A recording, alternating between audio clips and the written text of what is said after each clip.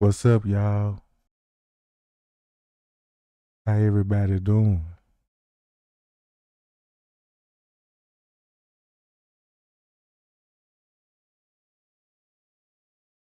Hi, y'all.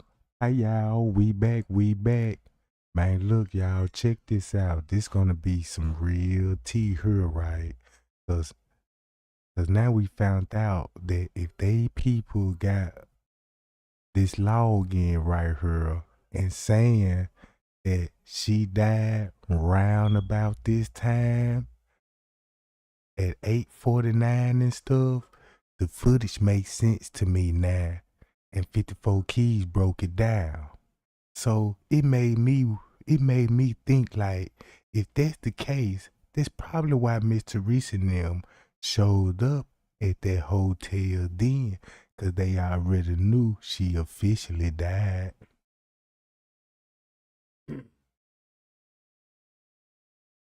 See what I'm saying, gang? See what I'm saying? This gotta be the reason why that lady popped up the way they popped up. First, Leonora come in the lobby, sneaking in, and then the route that she took, she went straight down the hallway towards the kitchen. Then the camera just mysteriously lose her. And then Miss Teresa come right behind them. See what I'm saying, gang? Now look, if Miss Teresa said Kenneka body was allegedly, right? I want to scratch that allegedly off. I want to say Kenneka body was found on the 10th. I mean, on September the 9th, round 10-ish something. And we already know that she said out her own mouth who would be in the kitchen at that time. So it all makes sense now when you watch the assistant beverage manager and let 54 Keys break it down. So they got her at 8:49. Mr. 2 hours later, Miss Teresa talking about that's when Kenneka body was allegedly found, right? And just not forget these receipts. Let me hit you with the big screen.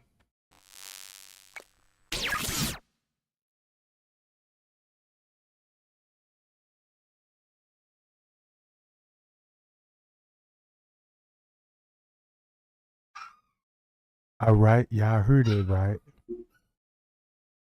Sorry about the background, gang. Y'all bear with me. Now we know they been taking pictures round about that time when she been entered in the system.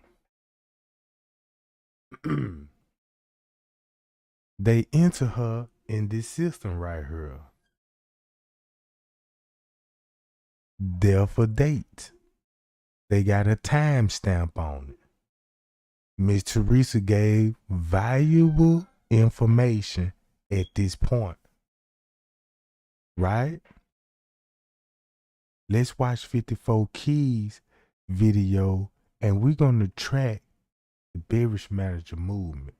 But first of all, let's go to 8 o'clock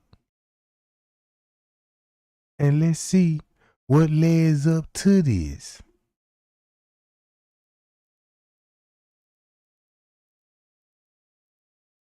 All right, you got the trans in her. At this point, you got Leonora sneaking in. Then they go her other two friends shortly follow behind. The manager just went back in the office. At this point, they know she dead and she deceased.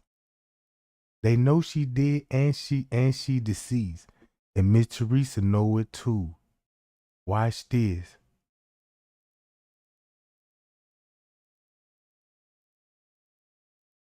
So Leonora and them going down this meeting hall right here. They go to dudes right there. Boom, there they go. Now we know they finna go on the floor. Now Miss Teresa come into the lobby. All right.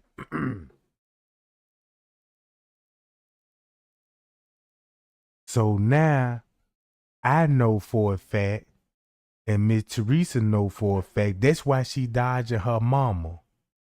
You see what I'm saying? Her mama trying to linger around, but Miss Teresa really don't want the mama to be all in her business. Cause she distancing herself. So boom. All right. So now we understand that the police is there. We already proved that. So we already know what the police will be doing round about this time.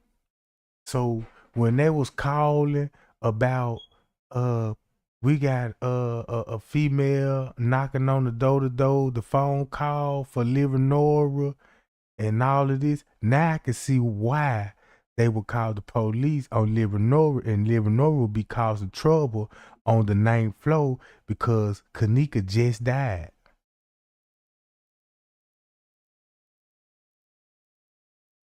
She just died. So you mean to tell me that girl was in that freezer the whole time and she just passed away round 8 something?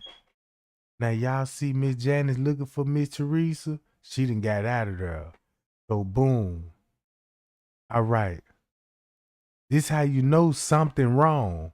You got the trans up here at the desk, right?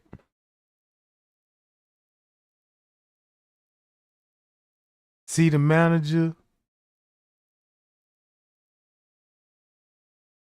Look what's going on, gang.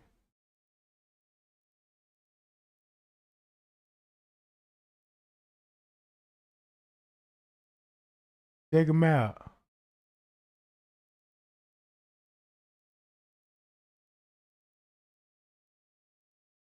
The translator just walked out.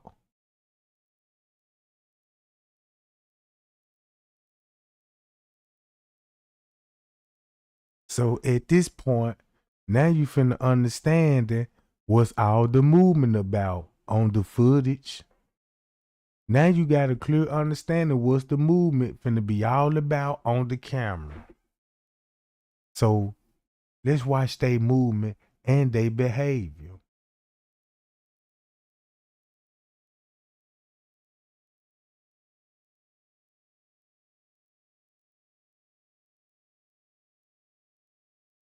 What's up, y'all? Shout out to the chat gang. Shout out to the chat gang, Jack.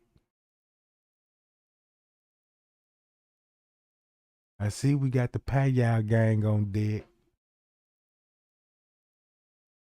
All right, boom. Now look, they go to the assistant beverage manager.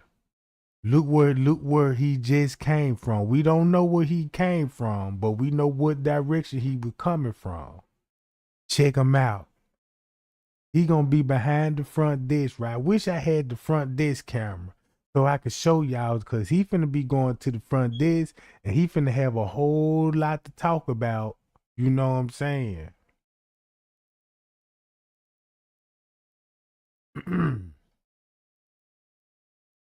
All right, they go to manager.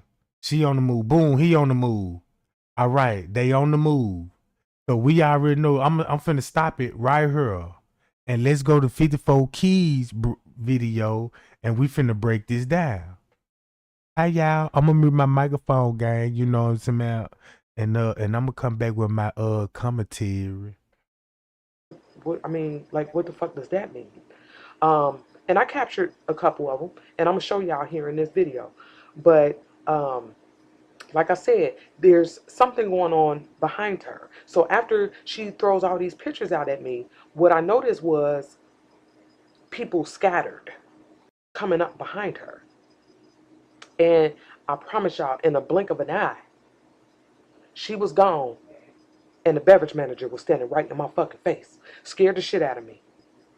Scared the shit out of me. And I'm telling y'all right now, when I woke up from that dream, I grabbed my recorder, I grabbed my notebooks. I needed to write down as much as I could about that dream because, like I said, it felt so real to me. And that's when I realized that we're not done with him yet. We're not. And I got some other shit to show y'all. So let's get into this shit right now. So I told y'all in that last video that I was confused about the lower level and layout. Okay, so we're gonna just go over a couple things. So remember this right here, where we saw the female manager down here at the lower level, and then right behind her is the beverage manager. Like he was following her down there, and then he cut down this hallway. And I told y'all in that last video that midway down this hallway, if you look to the left, there's the escalators and the stairs that Kenneka bumped into. Okay, one thing that I want y'all to understand about this right here is that we see him going to this lower level at 8:23, 8:24. Okay, so I thought about like what Kenneka was telling me where she was saying to count. So I came across a video by Mike Mecca, and I wasn't even looking for this particular video, but because I clicked on it, I went on and watched it. And just so happened, he was talking about deleted footage and time skips.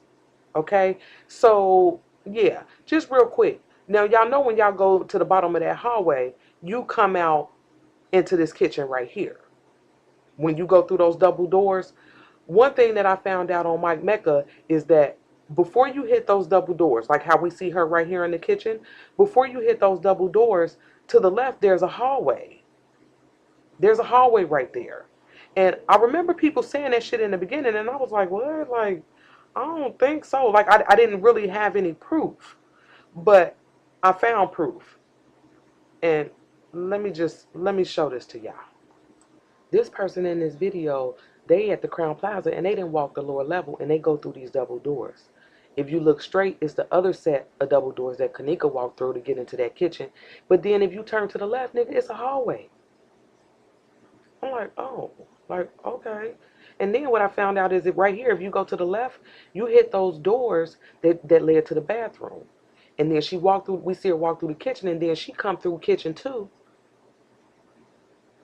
And if you look at the bottom corner, you could see her, so you could tell what the path was.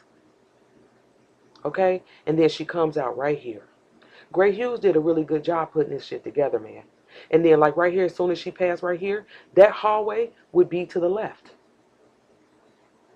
Y'all understand what I'm saying? Like I really didn't understand that until now. But Gray Hughes, he put together a video that showed how long it would take for her to get from one side to the other.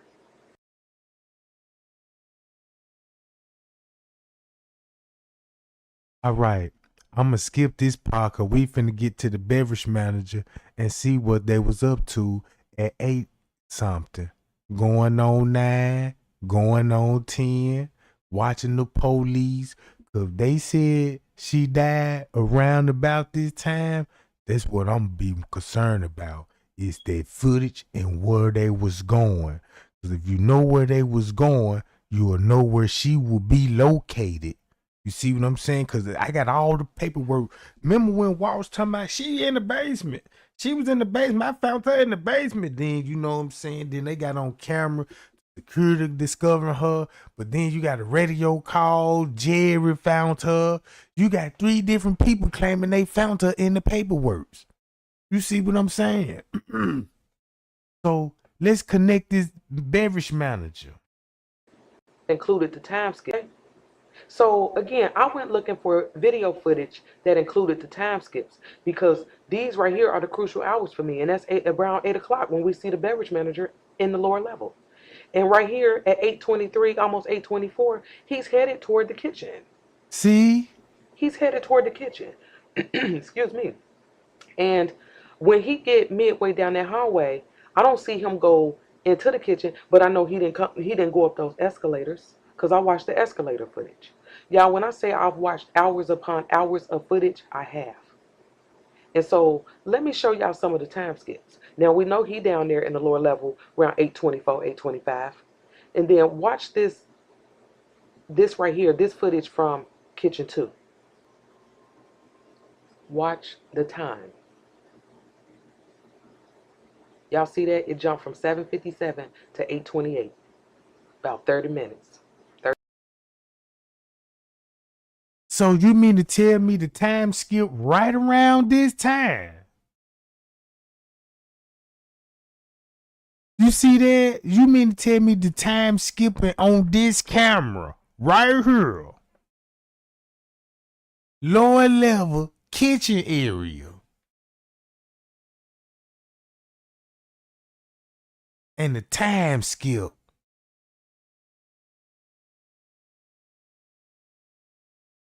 30 minutes gone. Then he come in. 30 minutes. 30 minutes gone. Then he come in. Yeah, now let's watch everything moving around this lower level between 7:57 and 8:28. We got the female manager headed down there at 8:23. We got the beverage manager on her ass about 8:23, 8:24. Then we got his ass headed toward the kitchen about 8:24, 8:25. Okay. Then we got the female manager. Remember, she went back up to the front desk at 8:25. At this moment right here, her ass is calling the police on Miss Teresa and them. She is.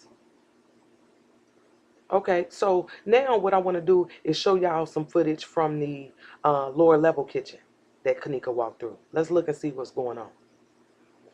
At 8:27, this motherfucker walking through. Okay? And what I want y'all to understand is kitchen 2 is right there. It's all right here in the same area. And kitchen 2 skipped from 7:57 to 8:28. Now, in this kitchen right here, that's in the same area, we got this motherfucker right here looking through the freezers, the coolers, whatever this is. Because that shit look odd as hell to me. Like, what is he looking for? What is he doing? Then mysterious ain't nobody working in the kitchen. And that's at 8:27. And then when we see them walking out right there, that's that that path excuse me, that path takes you out like this way. Okay? So every time we see them cut past, because remember we saw Kenneka at the bottom. And look, we see somebody like they moving around down here on the right in the corner. They moving that, and it's man. 8:28. Man, Okay? they moving, bruh. But we're missing footage from kitchen 2 from 7:57 to 8:28. Okay? Don't forget that. Because I know, like for me, I had to understand this layout, and it's all right here. It's like a big ass circle. Kitchen is a big circle. And when I started focusing on the time skips, I'm like, okay, well, wait a minute. I'm trying to put the time skips together because I'm one who I believe that we're missing footage. And then look who pops up at 8:28. Mysteriously. Maintenance man. Maintenance man, bruh. It looked like he's just doing his damn job.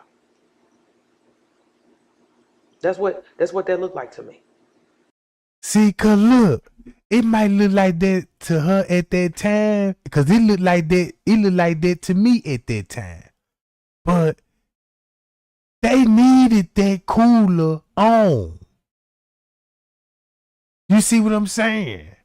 They needed that cooler on, bruh. That's why her body temperature gonna be read at a cooler temperature.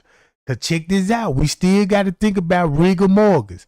Now look, when they said she was frozen still, bruh, start counting from this time frame, from this hour right here.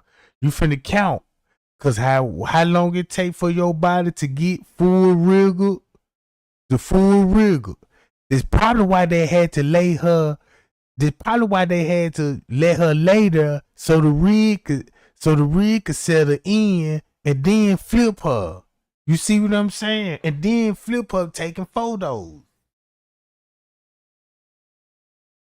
So check this out. You got a maintenance man on the camera, right? Now, we already know Irene was like, man, how did that freezer get turned on? Listen to Zach interview when she was like, why y'all didn't tell us that Kenneka was dead when we was there?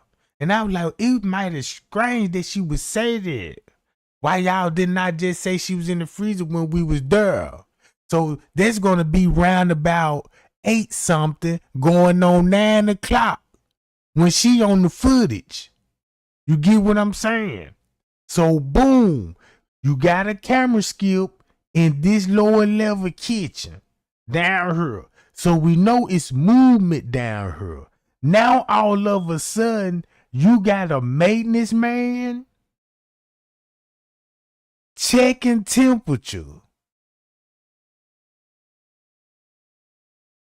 So so for order you to pull this off, hey, we need you in the kitchen immediately. Don't look all suspect. Or he probably didn't even know what was going on. Check those, you know what I'm saying? He will order by somebody, check those temperatures. Boom, boom, boom. Now they got him in the kitchen, and that could be one of his ways of sneaking down there. Ain't it strange that they ain't got nobody in this kitchen working? And you look at the lobby, it's completely full. You mean to tell me they done shut down room service too? Cause you don't even see room service. Something going on, right? So check this out. So I'm gonna be honest with y'all. I've eliminated him as a suspect. He's not on my list. We're not on his ass. Because when you take into account watching him move and going over his witness statement, everything he said is what you see. Everything. Okay? And we got him in this kitchen starting at 8:28. Now it's 8:29. Look, he's still down there. Now, again, the footage has skipped in kitchen 2, which is right there, from 7:57 to 8:28. What don't they want us to see? And I told y'all, when they come out that side, you can come out right here. Okay? Now watch this footage right here. Watch the time. It's 8:28 on that clock. Y'all see it jump to 9:05? We missing about 30 minutes. 30 minutes gone. Okay? And then we got the maintenance guy up here in this kitchen at 8:30. Now, ain't this a coincidence? He end up in this kitchen that is not supposed to be in use. Remember that. This kitchen supposed to do not be in use, right? Don't nothing supposed to be, why is he in this kitchen checking temperature of a freezer that's not working?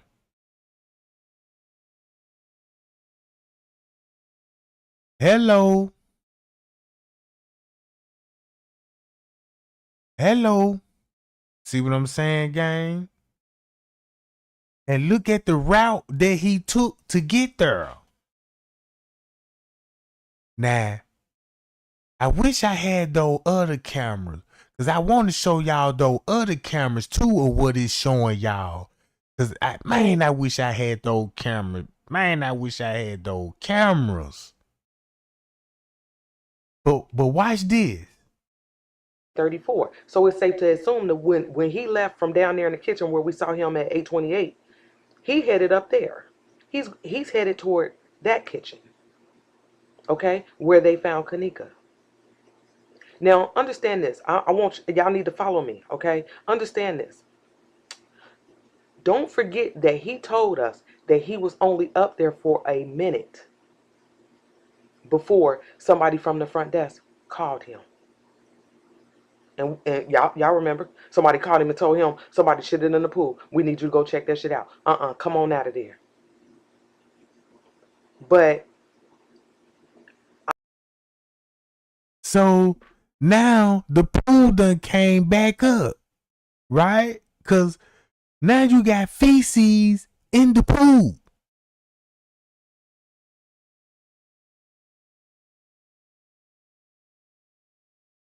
Now we know that the pool is for real. Cause the way Friends Cave explained it, that's gonna be a part of the murder scene, right? That's where you'll find all your DNA, you know what I'm saying? What if they hit it with the limonol or something and they'll find blood spatters everywhere? And then make it so bad, she could even probably even been bleeding in the pool. In the pool, and you gotta drain it then. You see what I'm saying? Now this y'all time to think. Cause when I was watching that footage, that's where I seen the manager. You seen the guy Seal kept running to. She kept running into the pool, and the route that she would take, she took the same route the white girl did. Go down food court hall, bust that sharp left, and go through that ballroom right there, and they're gonna lead you straight to the pool without being seen on the camera. Cause that what made me question the pool. You see what I'm saying? Cause I was like, what's going on in the pool area? Why they keep going over there in the pool area? And I was like, and I wasn't thinking about no pool area or nothing. You know what I'm saying? So when I started looking into it, you know what I'm saying? Then I started digging in some videos, and I'm like, man, these people are already talking about the pool area. You know what I'm saying? So I like, it's got if I feel that way, they got to feel that way. But what was the strange part about it? It wasn't even no footage showing people just really going. You got to really watch the footage to pay attention to that. But mysteriously, these people already knew about the pool before the footage even came. You see what I'm saying? That was the messed up part about it, because the things they were saying, man, but watch this. So they let you know what y'all think they doing in those 30 minutes when the time skip. You got 30 minutes. The camera is off. Let me ask y'all a question. What do y'all think that these people, whoever got the body, what do you think they doing in 30 minutes?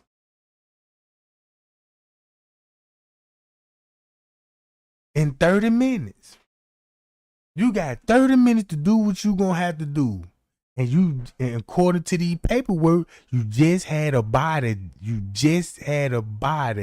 pass in the hotel. So now you finna have a whole lot of time skip on this footage, right? So ain't this a coincidence that it's skipping the timeline? Wherever it's skipping around this time. You see that? Then it's skipping around this time. If that ain't solid proof to you know what I'm saying. So look, watch this. I felt like when I did that video, I told y'all then, I felt like that he was being redirected. Like a motherfucker was following him. Somebody knew or saw him go in there. And that was the reason he was able to be redirected. Because remember, somebody called the front desk. Okay? Somebody called him.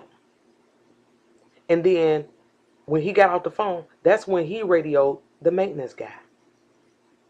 Come on, y'all. Follow me. Y'all understand where I'm going with this? We got the times skipping around the maintenance man.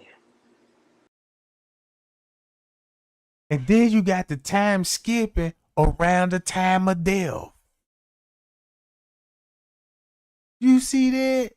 You got the time skipping around the time of death.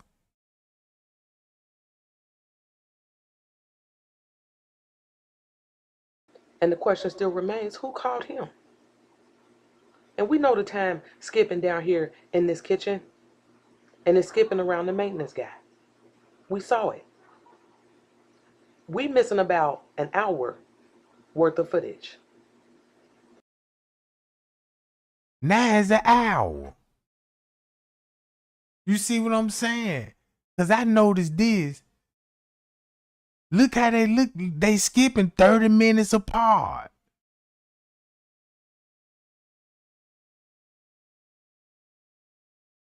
So Now these folk got a whole hour down here. Now it's going on 9, right? Check this out, right? Watch this. So let me take you to the lower level kitchen and let's see what the fuck was going on between 8:28 and 9:05. Watch the time. Y'all see it jump from 8:37 to 8:46? About 10 minutes. And then watch this. There you go. The beverage manager. He's down there. Okay? He's down there. Popping up out of nowhere, bruh. Look, popping up out of nowhere. Check this out. And it looked like he just did a walkthrough. So then my question was, where was he coming from? Because the kitchen too is over there in that area where he came from. And then watch the time. From 8:46 to 8:54, the time skips again. About 7 minutes. And then we got him. He looks sneaky as hell, don't he? What are you doing? Was he following the beverage manager? Y'all remember him? Dude scratching in the dishwashing room. Him.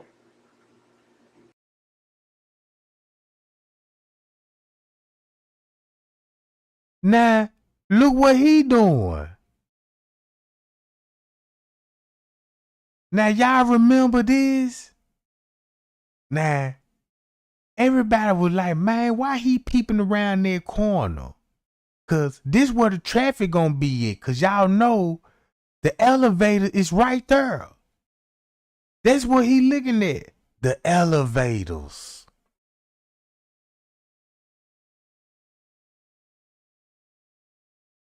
So it's something going on in the elevators.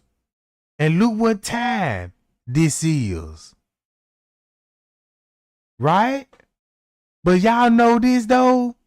If you go to the kitchen camera of this freezer, you're gonna see the exact same thing in the morning. Y'all remember? Look, yeah, they were calling him the peeping Tom. But look, but that ain't the case. Cause guess what?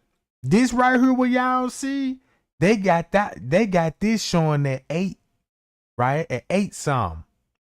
You can actually see this same footage September the 9th at 5 going on 6 o'clock.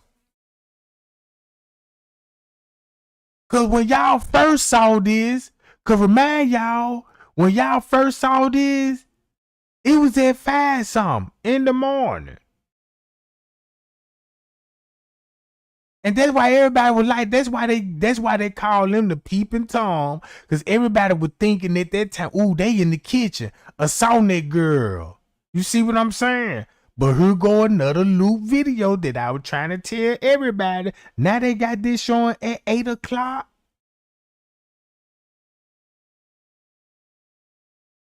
So look. Yeah. All right. So let's move on. Now another area that I wanted to focus on was between about 11:30 and about 12:23 when they found Kenneka. And I wanted to see what was going on around that time on the footage. So we got the female manager bringing. So boom. So now we know what they were doing at 8 o'clock, right? Look what's going on in the lobby. Now check this out.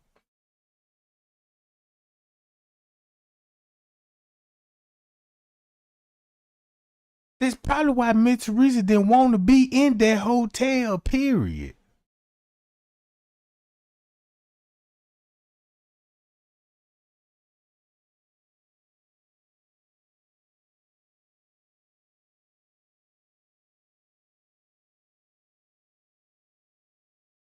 There you go, Sherry Clark, because you know I always made a big deal about that timestamp. Know what I'm talking about?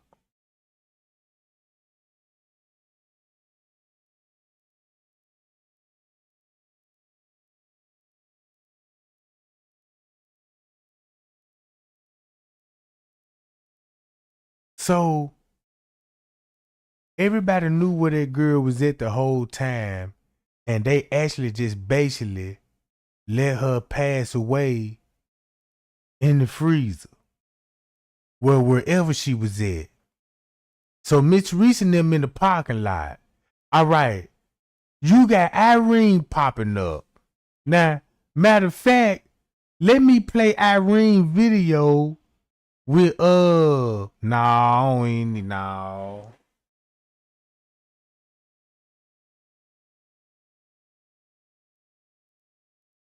Everybody know what she said. She on the phone. She finna go back up to the 9th floor, right? And I noticed she wasn't even trying to talk to no staff or nothing. You know what I'm saying? This your party. And if all this was going on, you would be talking to managers and stuff. You would have been told them, for, hey, I was in the room, you know what I'm saying? This what room we was in and all of that. None of that. See, now they go to female manager. That's where the female manager finna go, y'all. The female manager just went down food court hall and she went towards the pool area. Boom, she come back out, right? Cause she know that's where the police gonna have to be at, so they gonna have to walk around to come in. See what I'm saying, gang? Cause she just got through calling the laws on Livernois. So Livernois went up there. Irene them up there. So now we know they on the 9th floor. So the police come in, they go to the first one. I don't think he a police. It's something with him. But that's why she waiting on them right there. Boom, they go to police come in. She walk out with them. He pointed in that direction. So now, boom, he finna go get his bag up. This at 8. Everybody in panic mode. Everybody's in panic mode.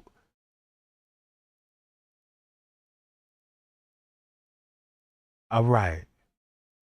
8:36. Time skipping in the freezer, kitchen, time skipping everywhere on the lower level, right? All right.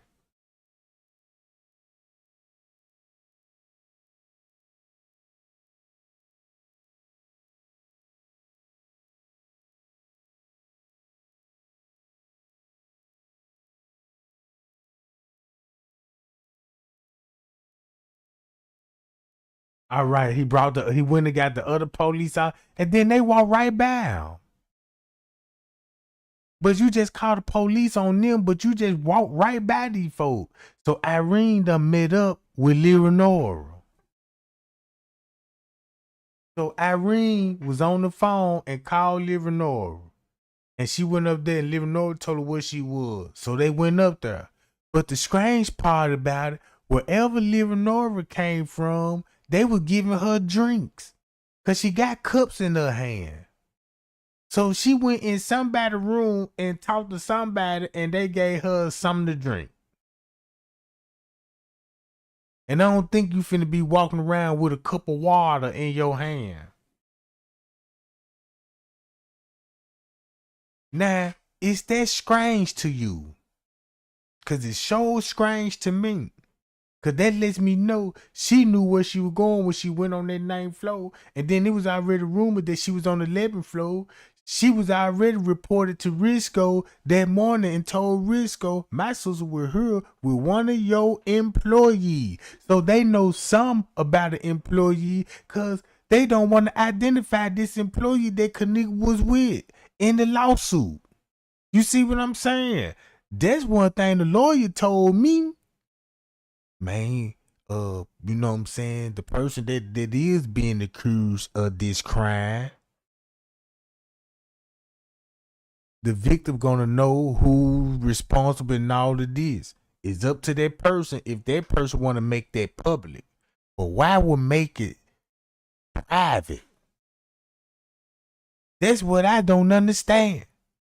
You don't want nobody to know who the killer is? And then they said, if you go to the footage and you just gotta watch footage, and I said, man, but it's time skip. It's Is time skipping around the death? Is time skipping when a crime is being committed? He said, I see what you're saying. He said, I see what you're saying. And I said, man, can they consider that evidence? Yeah, if anybody taking briberies. What else you want to know? I said, man, keep talking. You know what I'm saying? But he told me one thing. Don't suspect justice out of it, though. He said, one thing I can do for you. He said, you ain't gonna get justice, but at least you'll know the truth. I said, man, this is what I'm talking about. I said, this is what I'm talking about. You know what I'm talking about? I'm going to chop it up with the gang and let y'all know what's going on with the things that I was being related to from a professional lawyer. You know what I'm talking about? Now, all right, check this out. Ate some, look what's going on in the footage.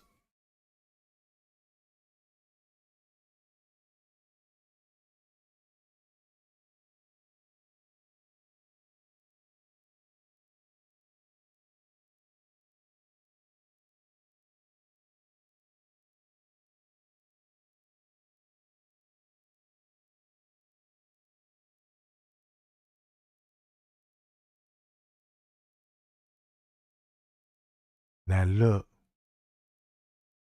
So I was like, okay, the hotel know somebody just passed away. So now the time skipping 30 minutes on the footage downstairs. So wherever the time skipping, that's where crimes being committed in the hotel. So we know it's kitchen workers down there. We know the police is up there. You know what I'm saying? So look, Leonora and them come back in. Irene go chill over here in the corner. All right. They come in, they go another worker. He just went down the hall. This another worker right here. So he come out with them. So now the police decided to go talk to her. At this time, I can say what they really talking about. Because they really just probably told Leonora that her sister just passed. You see what I'm saying? And not the time when they showed us they running out the ballroom and stuff. Look. They had to tell Leonora something. Cause this girl right here described what they were talking about. Cause I was like, why she doing the same thing that matter of fact, let me pull that video up.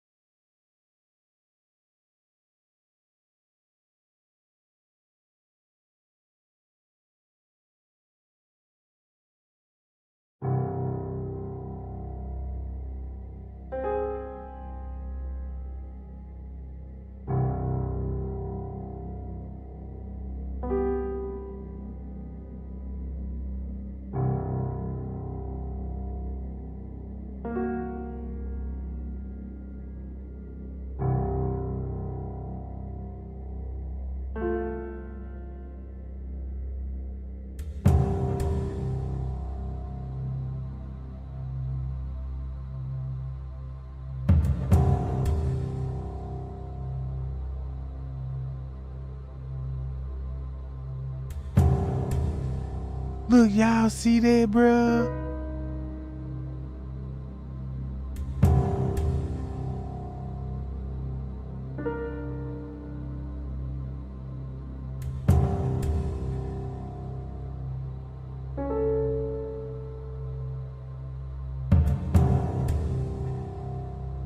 Come on, man.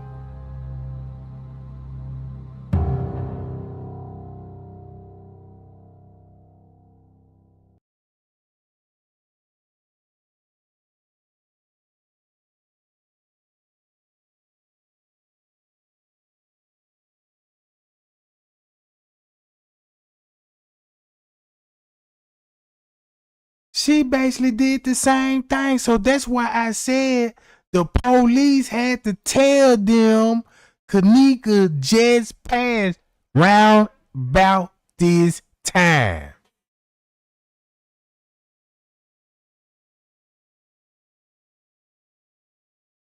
You can't tell me they just told them folk, bro. And they describing it, because when I watched the footage, they even showing them stuff on the phone.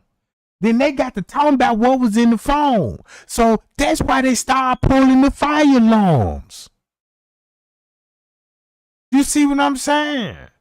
That's why they started pulling the fire alarm. Put that together. You got time skipping on the lower level. You got police down on the lower level. Then you got people knowing that she deceased in there round about this time, and they start pulling fire alarms.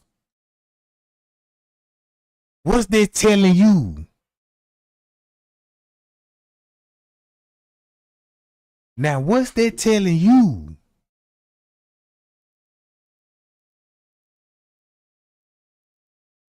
That's why they over there chatting, bruh. So it ain't no crying. It ain't no emotion. Man, it ain't nothing. Man, them folks don't feel nothing, bruh. This the real true reaction right here. And then look who they talking to. Leonora and her people. Know what I'm saying? Certain motherfuckers.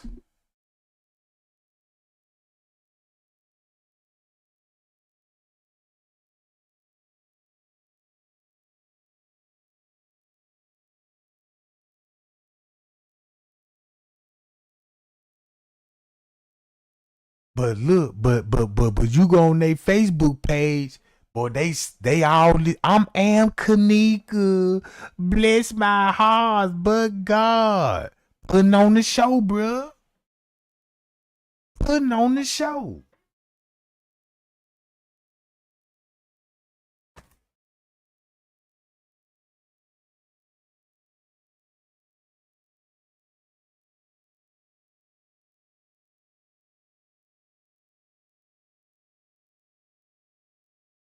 And then don't forget about this.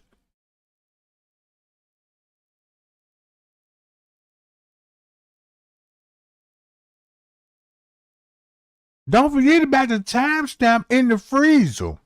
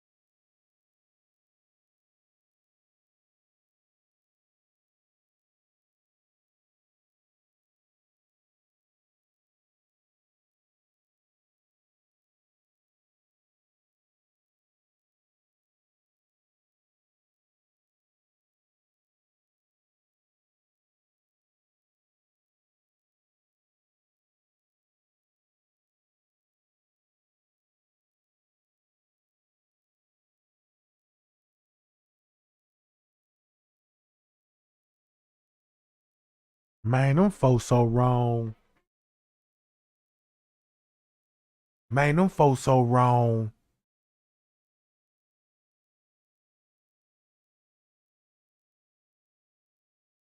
This look like some stuff Dick Gregory was telling us about. You know what I'm saying? Cause Dick Gregory show would talk about stuff like this. With like, man, you know they be staging car wrecks, murders, all that for the kidneys, for the organs and stuff. You know what I'm saying? And then I'm looking at it and I'm like, man, this gotta be, I believe it's really bigger than what we think it is. You got corrupt police officers there. And then make it so bad, these ain't no regular police officers. These investigators and lieutenants up here. This ain't just no regular police that you call the laws and they show up. All these bastards got office jobs.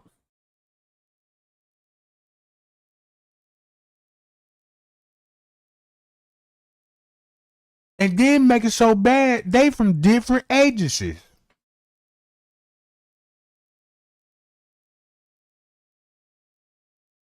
Cause you finna see about 2-3 different agencies up here, but we all thinking they Rosemont officers, but they ain't.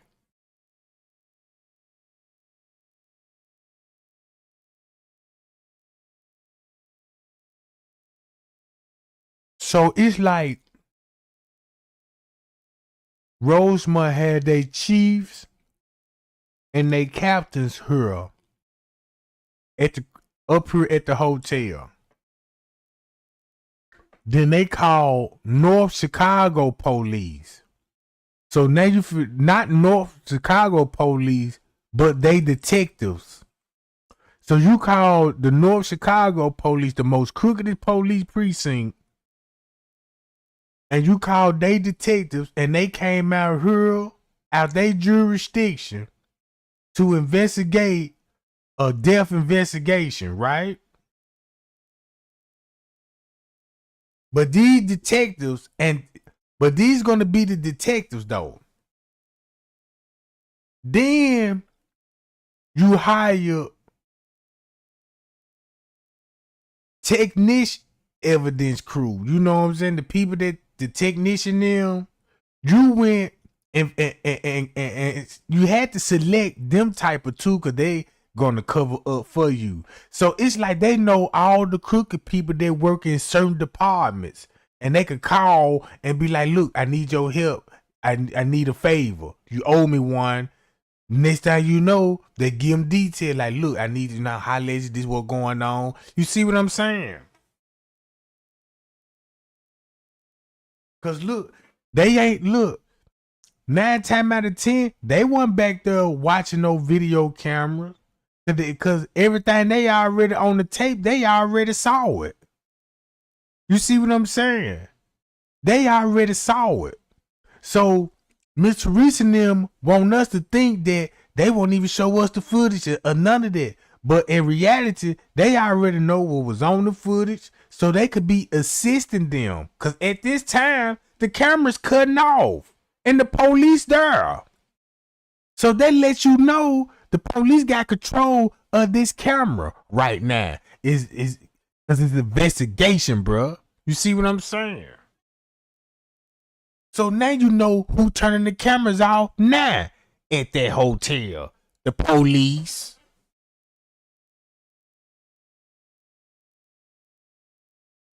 Look who was just in the office. Then they were trying to tell you in the paperwork you seen the guy she was watching the camera. She trying to see can she find Kenneka. So you done put her at the front desk back there with the police. Watching video camera, and when I go watch the camera, who turned them off?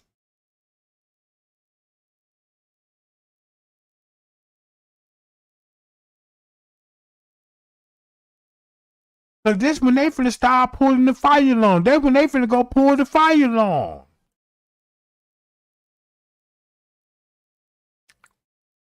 So boom.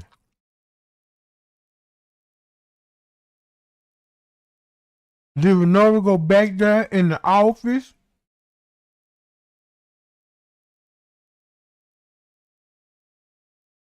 The translator there now.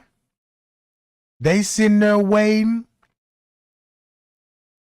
The dudes went over there. They finna pull the fire alarm. While Living Nova finna be in the office. So she left out with the man, that transgender, man, it's something up with that lady, cause she like to fraternize with the employees.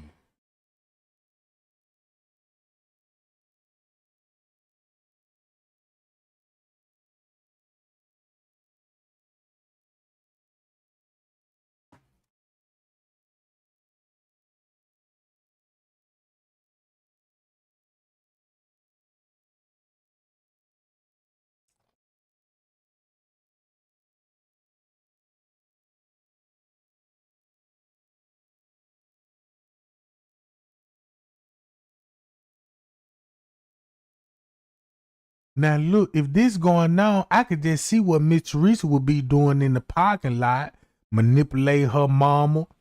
You know what I'm talking about? Cause we know Miss Teresa in the parking lot with her folks, and some of these people ain't gonna know what's going on. So you know Miss Teresa doing a whole lot of lying in that car. She making it sound like the police getting corrupted. You know what I'm saying? Like she ain't getting treated fair. But you got Leonora and them up in here. And you know the police told them to chill right here because that's where they standing at. So you know they separated the group. Look who with Leonora. Ain't nobody calling the police and they roaming around the hotel. You see what I'm saying? So you know the police, they watching the camera as we speak. But the main action is the lower level kitchen, the upstairs kitchen, freezer area, right? Because there's no employees downstairs in the kitchen and there's no employees upstairs in the kitchen.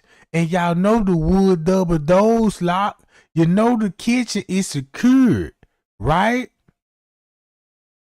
So you know the double door wood door is already locked.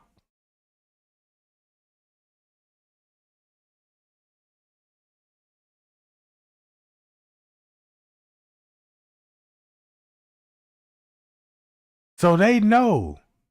So now it's 9:31. Look, it's 9:31, gang. Now let's go to 54 Key video. Hold on. And play this, John. Police downstairs into that kitchen at 11:37.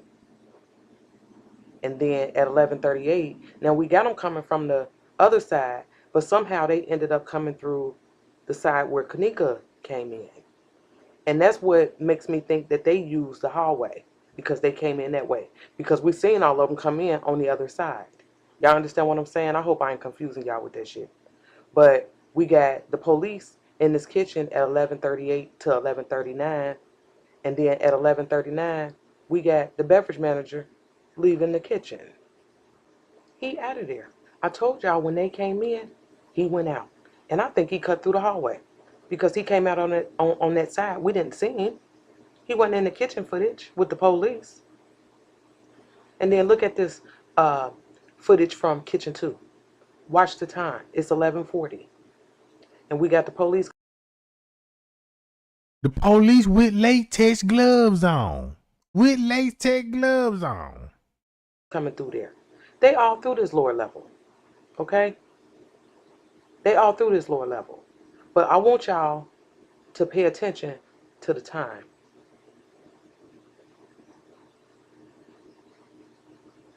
Y'all see the time skip from 11:40 to 12:13? Again, we're missing about 30 minutes. Okay? We're missing about 30 minutes. So my thing is this. I wanted to know what the hell was going on between 11:40 and 12:13. We got the police coming through kitchen 2 at 11:40:14. Okay? And then y'all saw it skip from 11:40 to 12:13. Now look at the lower level kitchen at 11:40. See these police officers? It's the same dude. They just came from kitchen 2. That's how close it is. It's really close. And I don't know. Every time I see them going through these freezers or coolers, whatever these things are, Man, cause look, I'ma tell y'all something. Cause this was drawing the most attention. Downstairs, lower level. Cause notice ain't nobody concerned about the upstairs kitchen yet. See what I'm saying? So now y'all see that when it came through all the time skips, right? So when they skip through all the time, look what time it basically skipping around. 10ish. And Miss Teresa telling everybody Look.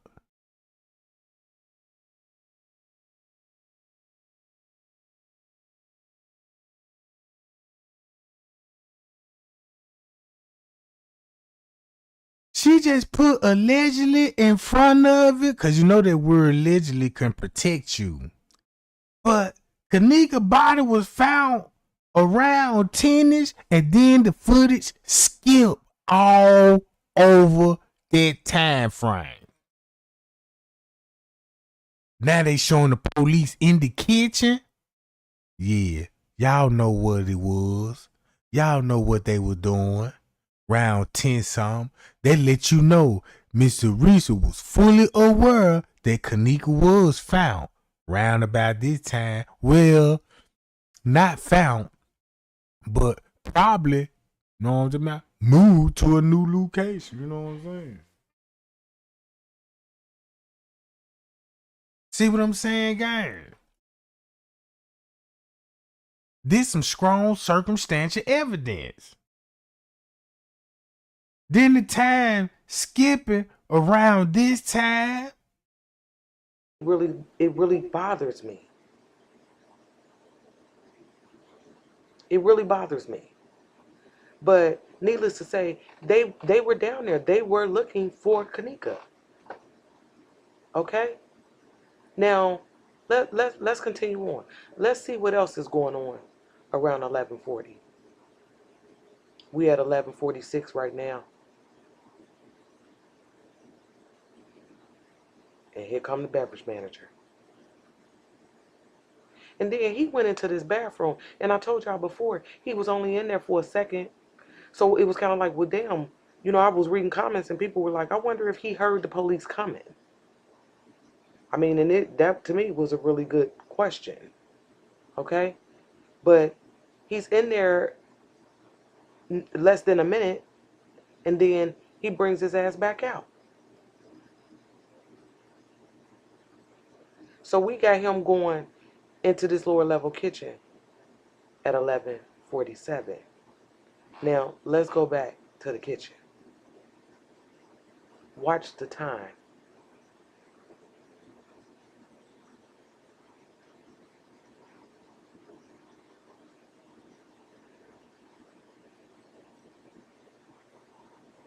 It's 11:47, and it jumps to 11:54. Okay? What's missing? It skipped 7 minutes after the beverage manager went in there. And when y'all go through these doors right here by the bathrooms, I told y'all, this is the view that you have. This is what you see.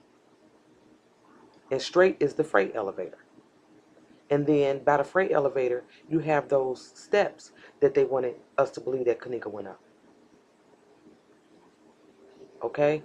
And that brings me to some of the pictures that Kenneka showed me. And I'm going to show y'all this one first, because this right here is exactly how she showed it to me. Look at this picture. Now, do y'all understand what y'all looking at? You got the beverage manager going in the lower level at 11:47, and then you got him finding Kenneka up here in this upper kitchen at 12:23. And I told y'all, when he went in at 11:47, he did not come back out. So the more and more I looked at this picture, like I said, I was trying to figure out what Kenneka was trying to tell me. And the more and more I looked at this picture, I started to sing that Drake song. Started from the bottom, now he here. Started from the bottom, now he here. Started from the bottom, now he here. Y'all understand? I believe when she said that, I believe she was basically saying, I believe they move her from the bottom to the top. You see what I'm saying? It started from the bottom, ended up to the top. Cause that's what it looked like. Cause we know, cause keep this in mind. We know at some point that Kenneka was gonna be downstairs in their kitchen. And the thing is, they moved her to this kitchen. You see what I'm saying? Cause sometimes I really think that Miss Teresa had saw Kenneka in another freezer where it was a camera above the freezer. Not this one. Not this one. You see what I'm saying? Cause in the beginning, she was going along with the narrative about her daughter was downstairs. Even the news said she died in the basement. She was found in the basement. That's what everybody thought in the beginning. To somebody recognize on the camera, cause it had upper kitchen on it. You see how the camera right got upper kitchen on it? Cause somebody like, man, this a upper kitchen. And that's how we really found the Caddyshack. Cause they were telling us it was downstairs. So everybody started going to Google Maps and was trying to go, cause they used to let you go downstairs and visit downstairs on Google Maps. Then they shut it down. You know what I'm saying? They wouldn't let us take a stroll cause you go all back there towards the kitchen and everything.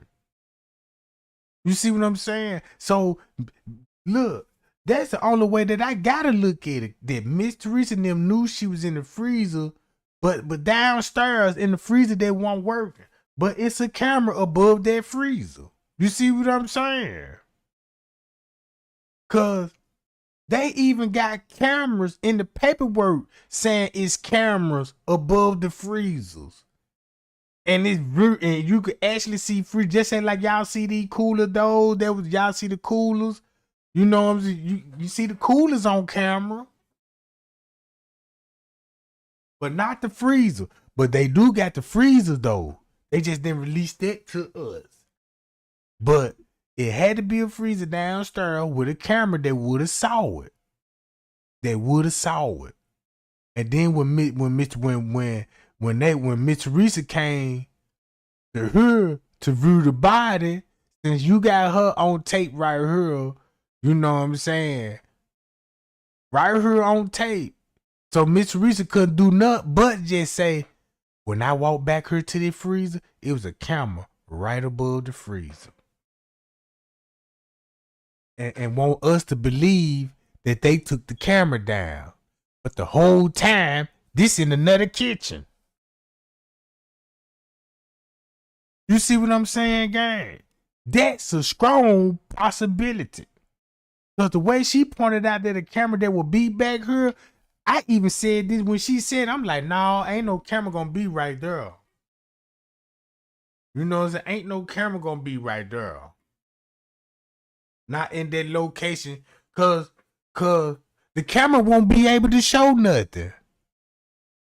You see what I'm saying? And then the camera will be facing and you could see people walking in the kitchen towards the freezer.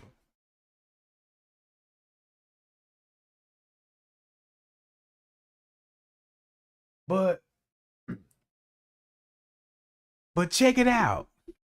Understand what I'm trying to tell y'all? If we see him go in this lower level at 11:47, but then and he never comes back out. But then at 12:23 we got him up in this upper kitchen finding Kenneka. That's him locking the freezer. How the fuck did he get up there? Now look, the lawyer already told you what time frame this gonna be around. If he said they reported her missing around 2 some and just say 2 hours later, not thinking about watching the cameras or nothing like that, but he went back and locked this freezer though. So he basically locked this freezer though before the first shift clocked in. Before the first shift clock in, right? So he leave. How did he get up there? When he leave, in my opinion, he either took that freight or he took the stairs. Because from my so when he leave, the lawyer stated again, when the police got there, that's when he realized, oh, they just locked Kenneka in the freezer. So by the lawyer saying that means when he came back with the police and showed them where the body was, it's going to match up round about this time. Because we just see the police is here. And this going to be round 8 something. And when I told y'all about this footage, I said, y'all, this got to be universal time. Because if you, this is the reason why they started this off to 12 o'clock, right? But that would be impossible to be doing that because of this. You taking pictures already at 8:14. But you want everybody to believe that you were taking these pictures on the tent at 12:14. You see what I'm saying? So look. So I said, hold on. If they starting at 12 o'clock right on the footage, I got to go back and check and when the officer was in there snapping photos. So he was snapping photos round 2 something. 2, look, round about this time. It's gonna say 2 something right about this time that he will be in there taking these photos. So I said, damn, round 2 something. They're gonna be like at 8:49 if this is not showing at 2. 8, right? So boom. That means he came back in with the laws round 6. He came in, so when he got Jerry, so that means there would be round 6s. So if that's round 6 o'clock, now I understand why Miss Teresa made this post right here.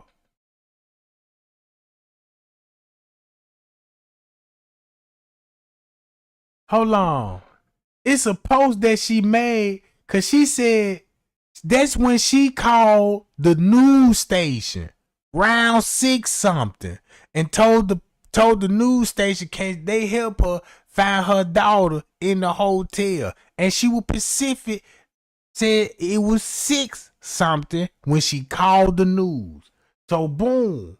That means when he came back in with the police with Jerry, it's gonna have to be round 6 something. Next thing you know, the girl was still alive. That's why when Detective Walker, look, this now it makes sense. Now it makes sense why Walsh would find her in the lower level basement like he said. But he had to lie on the report and say she was unresponsive. But maybe she was still alive. Cause that means they finna pronounce her dead around about 8 something. So when you do the math when it comes to this camera, bruh, and you run this back to university time, it completely match up with everything with the time, with the skills.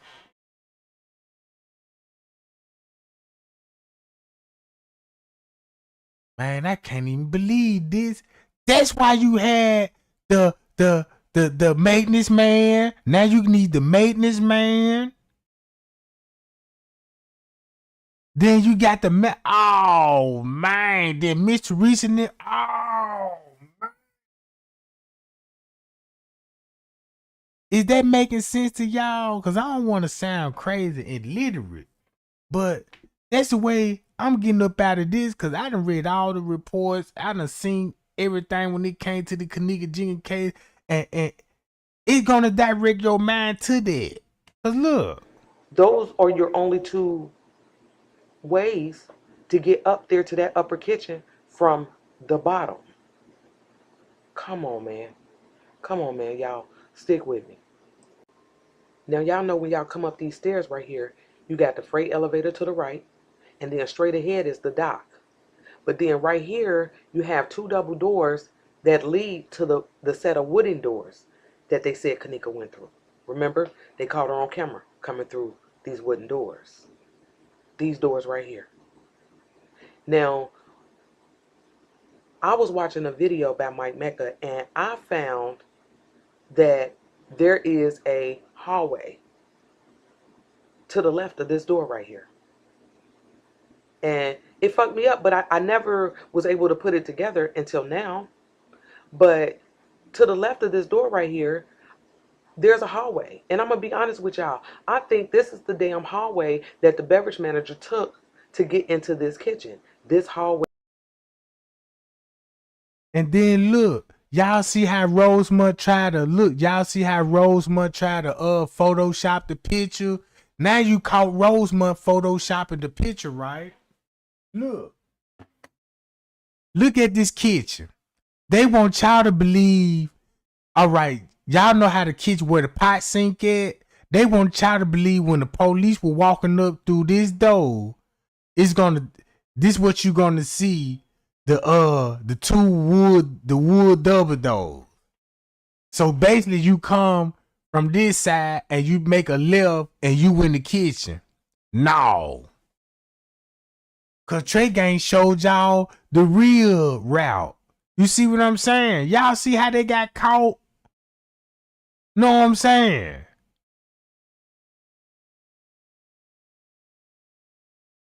Way right here. I believe this is the route that he took. I believe he came up either the freight or the stairs. And instead of him going in the way Kenneka went in, I think he went through this hallway. That's why he came. Look, y'all can see it's a door right there. Y'all see they done put two images and made it one. Come on, bruh. Look, it don't even match with the flowing or nothing. So I was just reading the comments, and somebody did say something that, you know what I'm saying, that made sense. Cause they said that explained why they had to move the body around about that time to upstairs. You know what I'm saying? From the side. I mean, that's just my opinion. I feel like that's why he was able to come from the side. And then not only that, when he got in there, he walked all the way around to the freezer. Y'all saw him? He walked all the way around. I'm going to tell y'all what this feels like to me. It feels like that, whether it be subconsciously or consciously, he is avoiding the route that Kenneka took to that damn freezer. And my thing is this. If you're able to avoid the route, that means you know the route. Come on, man, play the game. Come on. So let's get into this next image. It was this right here. I did a video about the slider. And I thought that maybe like somebody jumped out on Kenneka right here. And I still believe that. This is one of the pictures that she showed me. So was she telling me that some motherfuckers jumped out on her? And then remember the girls pointing with the finger? Remember the girl with the long fingernail and she saw some motherfuckers running out of the kitchen? I'm glad that she brought that up. Cause y'all know one thing. Y'all remember that video, that girl pointing with her neck. Y'all look at her, y'all. I swear to God, them some dudes in the kitchen with her. I believe Zach had something to do with that. Cause remind y'all remember when I was telling y'all listen close to what they saying in the background. He said he edited this part, and I'm like, who is he? You see, y'all remember that? So Zach could have put them folks up to that. You know what I'm saying? Cause he already tried to have people thinking in this Irene on the phone, and it ain't even really Irene. And then Chosen King was like, man, that's Zach. That's what Zach do. Zach used these little girls on their Facebook page and had them folk doing all that stuff. Like, look at the phone. Here go the video. You know what I'm saying? Hey, say you Irene. You know what I'm talking about? I'm like, damn, then he talking about he got managers. Look at all the flaws you could see in Zach now. You know what I'm saying? You got interviews, but you don't even want to release them. You talking about you don't want to release the interview because of Irene scared for her life. Why you didn't release her killing them, John, and the manager, and the family? You said you got those videos. What stopped you from releasing those? You see what I'm saying? And then what make it so bad, check this out. What if they was on some childish shit and somebody slid out on their ass and Kenneka got caught and they got away? I mean, just something to think about. But I just, let me know what y'all think about that image, because I don't know what she's trying to tell me other than somebody actually jumped out on her. And then this phone call is Leonora family member. That's that Quetta girl. So Quetta on the phone with Shamaya cousin, Cashatik. So why would Quetta would leak a call with Cashatik and acting like she don't know what's going on with the Kenneka? It didn't even identify herself as a family member. They talking like they didn't even know Kenneka, bro. Think about that, gang. Why would Quetta release this call talking to him and they talking about videos? What was going on in the videos? What real route that she took? He even knew where the kitchen was before anybody said where the kitchen was. He the first one said the kitchen was upstairs. Walked past the lobby. That's it. But everybody else and YouTubers and everybody was like, it's downstairs, because that's all we believe. The news said it was downstairs. So watch this. And then we have this image right here. And I was like, wait a minute, that's the phone call from the one dude that we were talking about sound like DMX and shit. So I went back and listened to that recording over and over and over again. And I want y'all to hear something. What the situation is, she went down there and said, you feel me? Now, whole time, like, Maya saying she feel like Manisha might have something to do with it, you feel me? But ain't she having in that room, you feel me? But, you feel me? Now, whatever plan Manisha and the nigga that owned the motherfucking situation, but it was a coincidence. It wasn't like, it was no something. Dude got caught in the act. He copped the plea. Like, he did a deal with her type shit, like a payment deal type shit. Like, nigga who owns the club owns the organ dog, like an organ dog and shit. So they didn't, like, when they found she passed out from the E-pills and shit, like, that's what I'm saying, like, when the shit comes back, the whole, like, a lot of motherfuckers' feelings gonna change. Like, she's high shit off E-pills, you feel me? She passed out on E-pills out. I think what motherfuckers telling, what Mike's telling me, do that program took advantage of it, but it might not show back her rape kit because she's passed out, you feel me? Y'all heard what he said. One of the things that stuck out to me in this conversation this time around was the fact that he said Monifa ran into a motherfucker. Somebody that owns some shit. Y'all heard him. So if you own some shit, that means you run some shit. They ran into, he basically said they ran into somebody in a position of authority. Y'all understand what I'm saying about that? I'm telling y'all. Did Monifa and them run into the beverage manager? I mean, who did she run into? Is what I want to know. I don't trust him. I don't.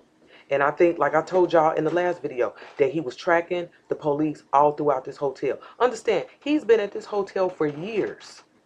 For years. You know he know the layout. He know the back streets, the back hallways. He know that. The police don't. And he's sliding around through this hotel watching them.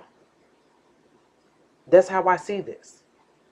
And we seen him walk straight to the freezer. I'm not going to keep saying that. And to Miss Teresa, it killed me when I heard her say she asked the police who found her daughter, and they told her an employee found her daughter. And I'm here to tell you, Miss Teresa, he didn't find your daughter. He went straight to your daughter and didn't give a damn. Look at his reaction. He ain't tripping. Look at what this motherfucker was doing about 30, 40 minutes later. So look, if you go with this timestamp, right? Cause look, if you go with this timestamp, look what time he will be really shirt coming out. Look what he will be doing round about this time. After he found Kenneka. Look at him, the beverage manager, at 1:07 in the morning. What is he doing? That's proof of evidence he moving the body or something. At 1:07 in the morning, he fooling around down here. Look at him. Is he working? And now it made me think that when Jerry went in that freezer, when Jerry did that hand gesture like she would choke, it probably was true what Scrape Dropping them was saying. That if she was still alive and her injuries were survivable, she would have survived. But it's more looking like that he went in there and choked the girl out. Cause you seen who would be last with the body. And this ain't even in no one. Ooh wee. No wonder why the police was in this area searching, you know what I'm saying? And was all walking down through her. So you mean to tell me, after he has found a dead body on some random shit at work, that afterwards you went back to work? That's why you need all those Who does sheets. that? I So wouldn't. nobody won't see what you Shit, now I'm carrying. ready to go home. I Oh, might need to use a couple vacation and days. look where Shit, he y'all better hope going I come with the it. fuck back. Because now I'm scared. But look at him. He do not seem bothered by what he just found. He didn't give a damn. And I told y'all, we seen him walk straight to the freezer. And there's only one or two things.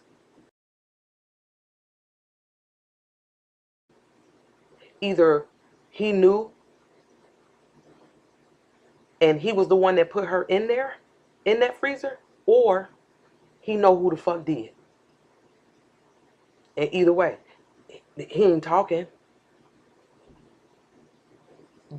He wanted us to believe that he was good. Cause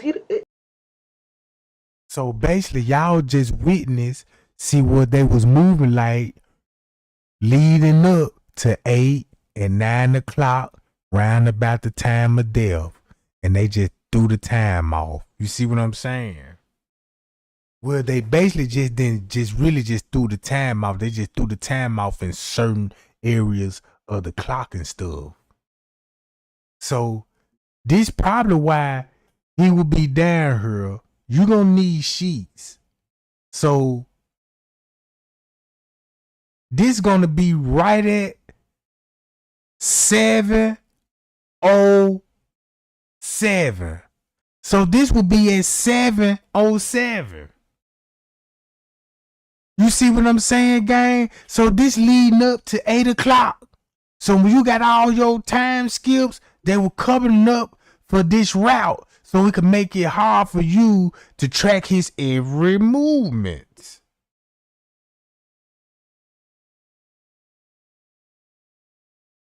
See that, gang? That's why he gonna need those sheets.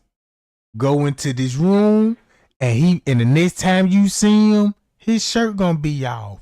That's when they gonna be cause look, this finna show you when he in this footage right here, he don't look bothered.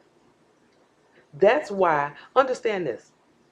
That's why the police, when they went and interviewed him a second time, that's why they asked that motherfucker about his reaction. Because we see it for ourselves. It's not normal. It's not normal. And not only that, I found that the day before they did the second interview with him, the police went and picked up some footage.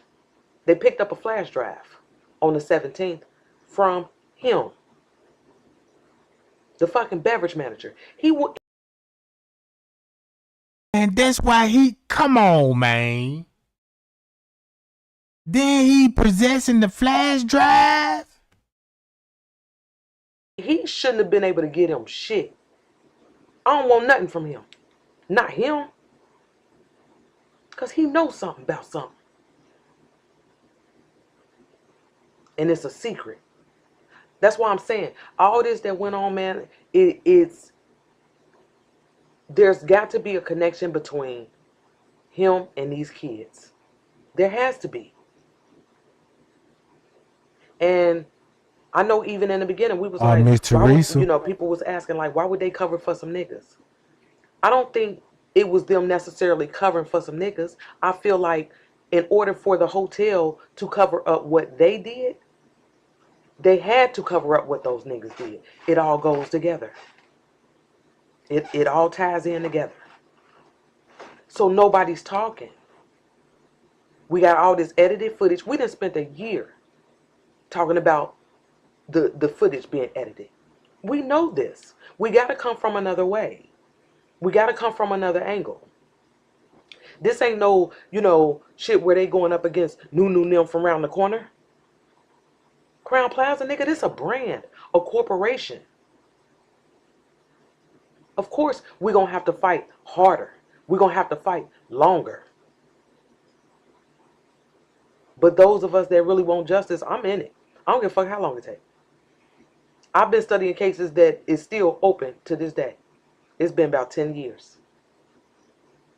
But I'm telling y'all, man, something's not right about him. And if we got to build a circumstantial case around that motherfucker, then that's just what we going to do. See that? She just took the words out of our mouth. Circumstantial evidence. Circumstantial evidence. We got circumstantial evidence and we got direct evidence, bruh. That's the same thing when I was talking to the lawyer. He was explaining to me everything. But I'm going to tell y'all like this, bro. It ain't going to be no justice. It ain't going to what y'all think. But at least you'll know the truth. You see what I'm saying? And I ain't even know this. Don't y'all know that when they were going to court and stuff on the civil lawsuit, Miss Teresa was facing her daughter killer the whole time in court?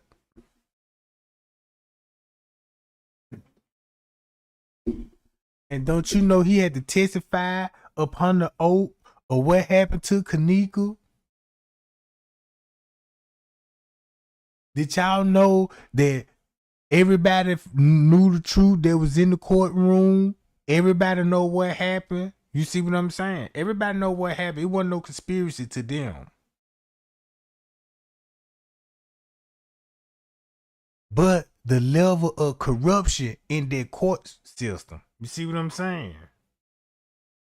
But I'm trying to find that video where she got again talking about the beverage manager. Hold on, let me see, can I find it? Here we go, right here. Now look, check this out. Here go the other video, and she finna break this down to the T. Now think about this, gang. Now we know the time skipping all around the beverage manager. And look at the time that it's skipping around the time of death. Everybody already know the girl is being moved some type of way throughout the hotel, right?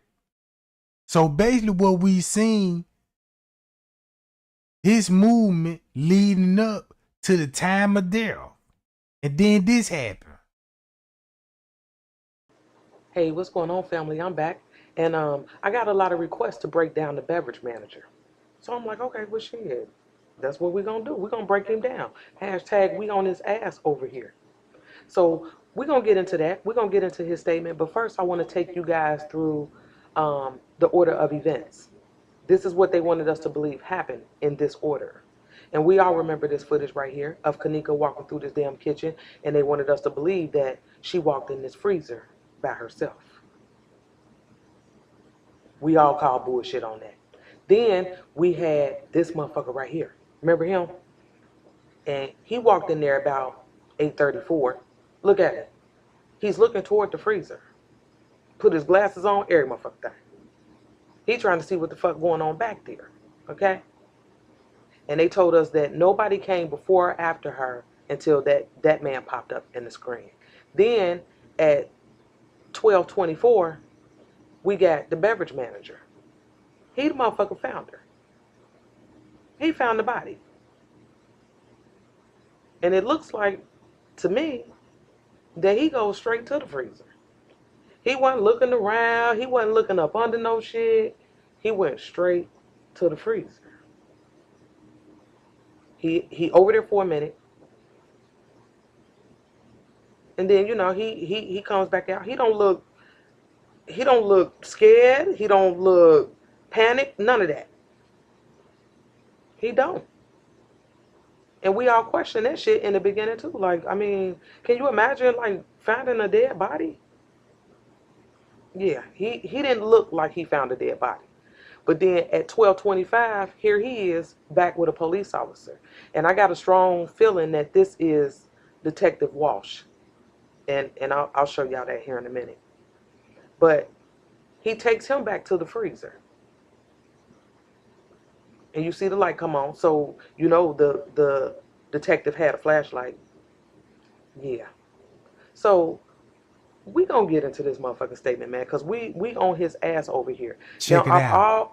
I've always suspected that the hotel was involved. The reason why I put so much emphasis on those niggas at the party was because I feel like whatever happened to Kenneka started with the party. You understand what I'm saying? But since I had all these people, asking me like, man, listen, break down the beverage manager because the hotel is involved. So yeah, let's break down this motherfucking statement, man. Let's get into this shit. Ride with me. Let's go. Now, one thing that I want y'all to take note of is the fact that they interviewed this assistant food and beverage manager at least twice. At least twice. They interviewed him on the 10th, right after he found Kenneka's body, and then they interviewed him again on September the 17th.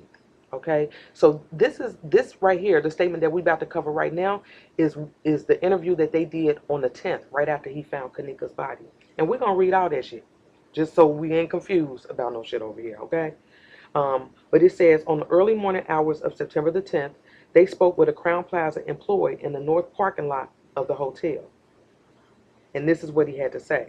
He says he related to me that he is an assistant food and beverage manager at the Crown Plaza.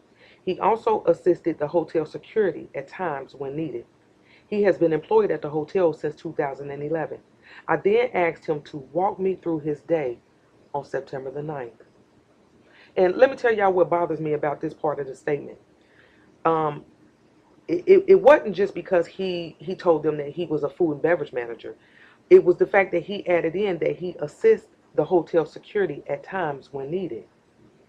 And it was kind of like, okay, like, I mean, because some of us already was speculating that him and the security was in on this shit, So that just stood out to me. But then he goes on to say that he stated that he was scheduled to work at the hotel starting at 1400 hours, which is 2 o'clock. He began the day like any other day and checked on food and beverage related issues. He completed paperwork for catering events and billing. He continued that he assisted Rosemont Public Safety Department personnel later in the evening and early morning with a search for a missing female in the hotel. He continued that he searched the back kitchen. Y'all heard he said the police helped him search the building earlier that evening. Y'all heard it? He slipped up. Right? This finna go back to what I was telling y'all when they were really tampering with the body. You know what I'm saying? So look, watch this. Kitchen while patrol officers were searching the dock area and the dock roof areas. He explained that this kitchen was originally a kosher kitchen which had been closed for approximately 2 months as renovations for an upcoming establishment were being prepared. He first checked a walk-in cooler. He explained that there is a second door with a walk-in freezer. It was when he went into the walk-in freezer portion, he observed a body lying on its side. He stated that he only saw the body's legs. At that point, he stepped out of the freezer to direct patrol officers toward the freezer. Okay, so let me tell y'all what bothered me about this part. Okay, pay attention, and I need y'all to pay attention to this part.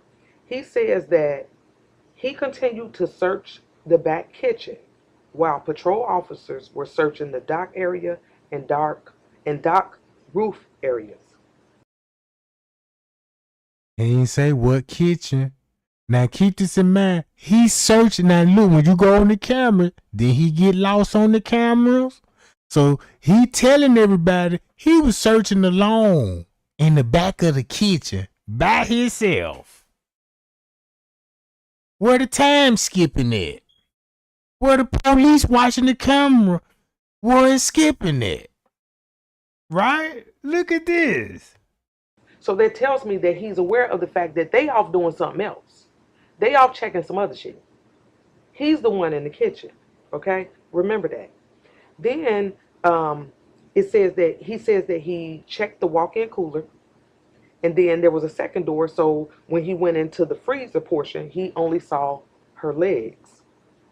And I'm like, okay, yeah. Then he says he was asked again. He stated that he only saw her legs, but did not see the victim's face or torso. He was asked if anyone may have been in the kosher kitchen. He stated again it had not been used for approximately 2 months as equipment had been removed as part of an upcoming renovation. He No equipment, everything out the kitchen. He ain't say nothing about it was up under construction at the time. believed that a contractor may have been in the kitchen earlier in the day on Friday. So now he slipped up when he said, "Oh, you had a contractor in the kitchen earlier that Friday." Only contractors I seen that were ripping up those carpets. So that means them the only contractors I seen. So them the ones that gonna be in the kitchen doing what in their kitchen? And what a coincidence! That's probably when the wood doors went up. See what I'm saying? That's probably when they installed those wood double doors. Cause now you gotta buy this some. Come on, bro. Let's think, gang. Let's think. They was ripping carpet downstairs. They was doing some kind of remodeling downstairs. See what I'm saying? And look who is all them involved around. The head man that's in charge of the kitchen. I see why they got him all in the paperwork.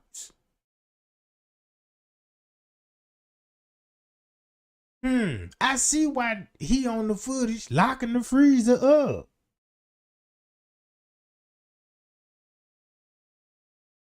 And you mean to tell me this how the way you can get away with murder? About you can make it look like an accident? And you could just say, "Oh man, I ain't even know she was in there. My bad." Sue the insurance company. They got the money. And he probably sitting up there watching us all, eating popcorn, laughing at the comments. You know what I'm saying? I be thinking like that, bro. You know what I'm saying? He look like he at the house right now, sitting in the rocking chair with some tighty whities on. You know what I'm saying? Watching Trey game, eating the goddamn bowl of popcorn. Sweating. You know what I'm talking about? But look. It was not known if the contractor had secured the area before they may have left. Like, I don't know about y'all, but none of that sounded right to me. None of it. Like, okay, so you want them to believe nobody's been in this kitchen, but then all of a sudden you're like, oh, well, a contractor might have been in there, and he might not have to lock this shit up. Okay, it just sounded fucked up to me. But at the end of the statement, um, it just says that he provided them with contact information and stated that he was scheduled to work later Sunday September the 10th at 1400 hours. So he's due back in at 2 p.m. Okay, he would be available if needed, if they needed any further information. The interview was concluded at 2:24. So at 2:24 a.m., they ended the interview with him. Now I know we've all been on the beverage manager's ass, and the more and more I looked at his witness statement, I was like, something just don't sit right with me about him. And when I thought about the fact that they interviewed him twice, like I said, they interviewed him on the 10th, and then they interviewed him again on the 17th. I think a bigger question for me was what transpired between the 10th and the 17th to make them double back and talk to this motherfucker again. So I went exploring, and I'm about to show y'all some shit that I found. Follow me, y'all. Ride with me. Now, this statement was generated on September the 9th, okay? And we know that because at the beginning of this statement, they're talking about the events that led up to Kenneka being missing. They're talking about the missing person report, all that. So this report started on the 9th. However, further into this report, they started discussing things that happened on the 10th. And most importantly, one of the things that stood out to me about this statement right here was the descriptions that was given by Police Officer Walsh. And I'm going to show y'all what I'm talking about. So I'm going to highlight this portion right here because I want y'all to understand what Walsh is telling us. And it says, I spoke with Walsh, who advised while he was outside of the hotel checking on the area near the loading dock, one of the hotel's security members, later identified as the food and beverage manager, came outside and said something to him, but he couldn't hear what he said. Walsh advised he looked in the direction of him and saw he was waving him over. Walsh said he walked towards him and he said to him, quote unquote, scared the hell out of me. Walsh said that the food and beverage manager looked scared and that he asked him what scared him. Walsh said that the food and beverage manager started to walk inside the kitchen area to show him what he was referring to. Walsh said he stopped the food and beverage manager to figure out what he was talking about and asked him if somebody was in the kitchen. Because at this point, he following a motherfucker. You ain't telling him what happened. He a police officer, so they already on high alert. Nigga, you just want him to follow you into some shit, okay? So then Walsh said that as they entered the doors into the kitchen, the food and beverage manager stopped and just pointed toward the cooler. Walsh advised he walked over to the cooler, opened the door, and advised that the light was off and he didn't initially see anything. And I want y'all to keep in mind, he said that the lights were off and he did not see anything. He said that he then realized there was another door inside the cooler. He said that when he opened the second door to the freezer and the light was off inside there as well, don't forget that. He said the lights were off inside the cooler and the freezer. He stated that when he opened the freezer door, he immediately saw what appeared to be a woman lying on the floor face down. Now y'all heard all that stuff, bro. Now y'all heard all that stuff. Come on, look. You got lights off in the kitchen. Look, that's what he said. Bruh. None of this don't match up to what he's saying. All what I'm getting out of this, right? When it came to the light situation, because that's going to be the most talked about when it comes to the freezer. Hey, was the light was on or was it with light off? Because ain't nobody finna walk in no dark freezer. You know what I'm saying? So that's why he trying to, I don't recall, you know what I'm saying? Damn, I don't know if they was on or off. You see what I'm saying? But keep this in mind, you got light switches in the cooler.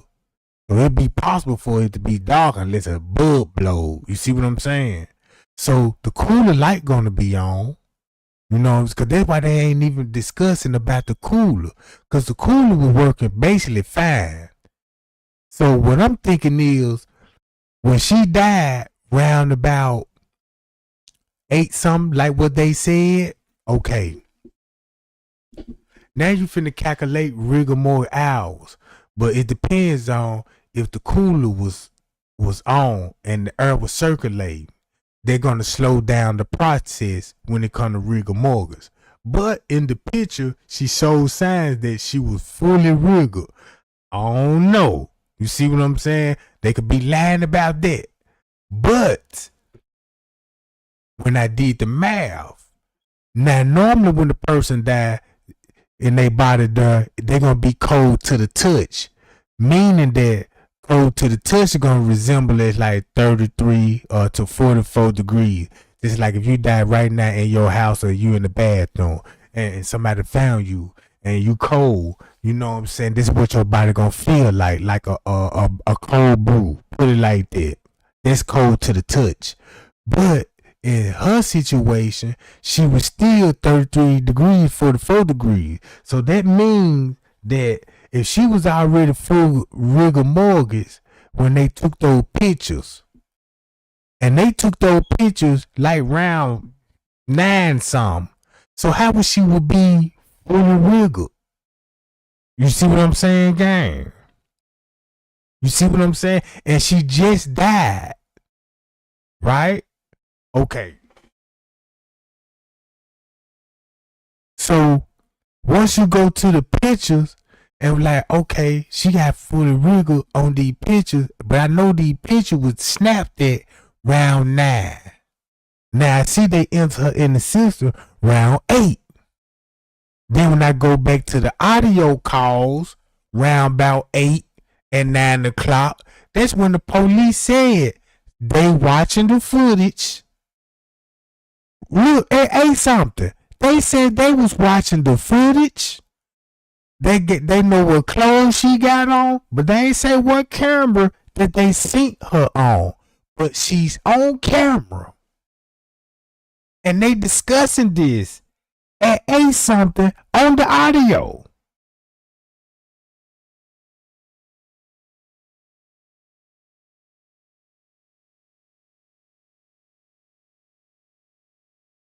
On the audio.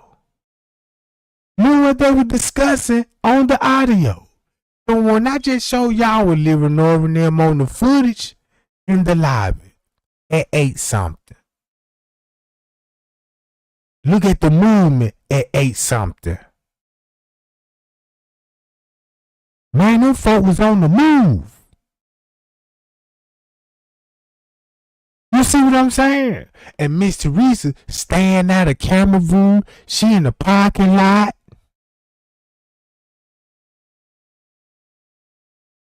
And then make it so bad, right? Then when you hear the audio call round about this time, round about 11ish, they get a weird radio call. We see a struggle on the 11th floor.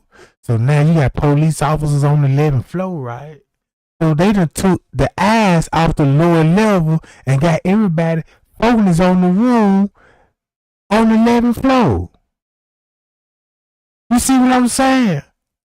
But the real action was downstairs with the beverage manager. Cause look what he doing on camera. Grabbing sheets, walking in the kitchen. Soon he walk in the kitchen, the clock just stopped. You can stop the clock, but you can't stop time. You see what I'm saying? Cause time gonna still roll no matter what you do. But you can stop that clock. But you can't mess with real time. Not God's time. So now look, all this on the audio. You heard it. So what they were basically watching then on the footage. What they was watching round about this time. Look, this at 9:30. Check it out, gang.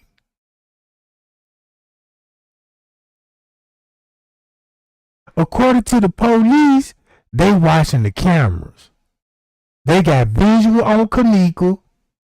They seeing everything. But Miss Teresa won't us believe, man, they ain't even trying to show us nothing. They said they didn't even not see her on camera. She ain't even come in. Right? So boom. No wonder why the police back her with the manager. Cause at this time, they don't really need her. Cause to watch the video, cause that's what they're gonna be there for. So they got control of the cameras. Ain't that some gang?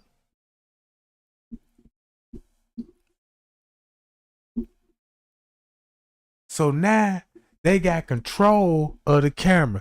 Like what 54 Keys said. Who called the maintenance man? Told him come out that area. Cause look, cause the maintenance man walked right in there while somebody would be in the freezer with the door closed taking a picture.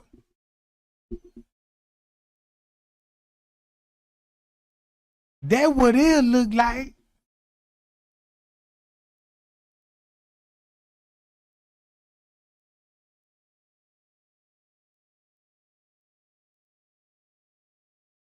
So boom. 9:39.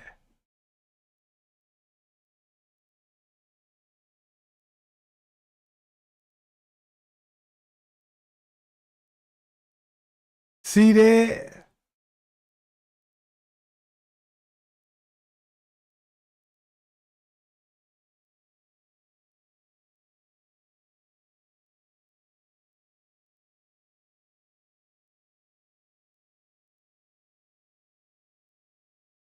Cause y'all know what he could look. Y'all know the maintenance man, he finna be in the pool area. Cause keep this in mind, he already got the call around 8 something going on 9. So the rest of the night, he finna be focused on the pool area. He got to drain the water, shut the pool area down. You know what I'm saying? Then you gonna need equipment to do that. So look, boom, watch this. Now check this out. This what gas me. See that? She showed them the phone. They got the phone and they looked in it.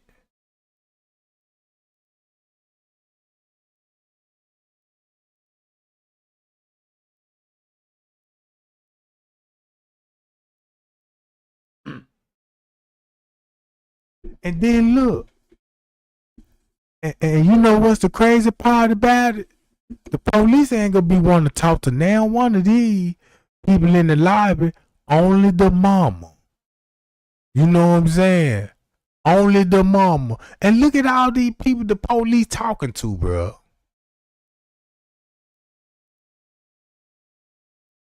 Man, Miss Teresa supposed to be right here talking to these folks.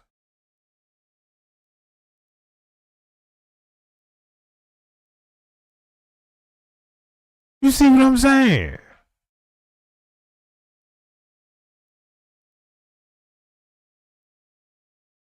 See, look. They even look at this, bro. That's how hot they is. Then they laughing and they joking. Man, them folks don't care, bro. Man, they showing that's how they really feel about that girl, bro. So whatever they seen in the phone, is they laughing about it. You know what I'm saying?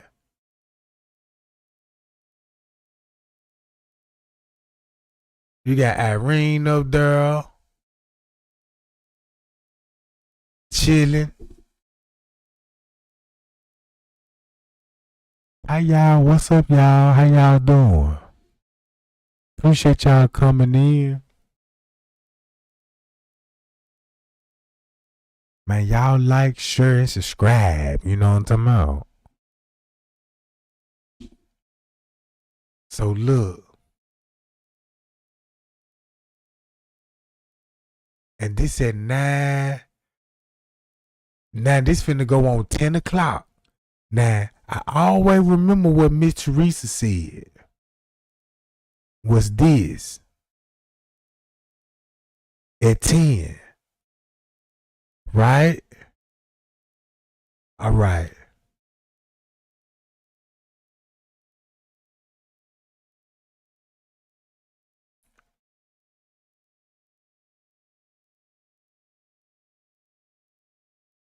So now we're going on 10 o'clock. Hold on, how much juice on this joint?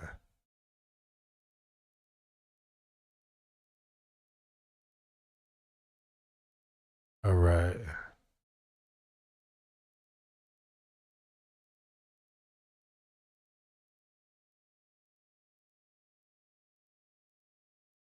I'm going to just sit back and wait and see what's going on.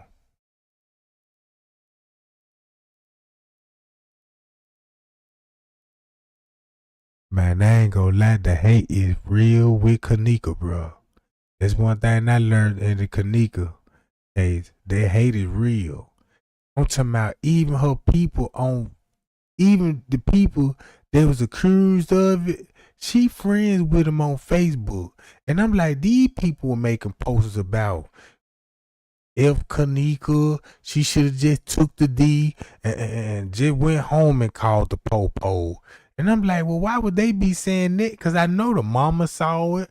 I know the family saw it. You see what I'm saying? If we saw that, we know they saw that.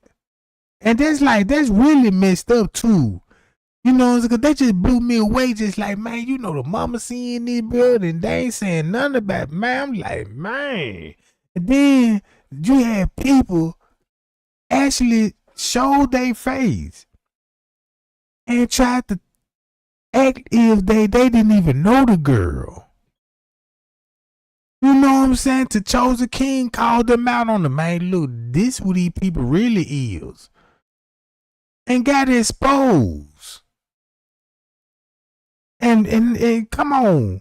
Miss Teresa didn't say nothing about that, bro. Cause nobody ain't nobody hitting her with those questions. You know what I'm saying? Now you got Irene there. The police talking to them about what? The police talking to the wrong people. So look, it makes sense now if this at 10 and they got what? I can see what the conversation would be about.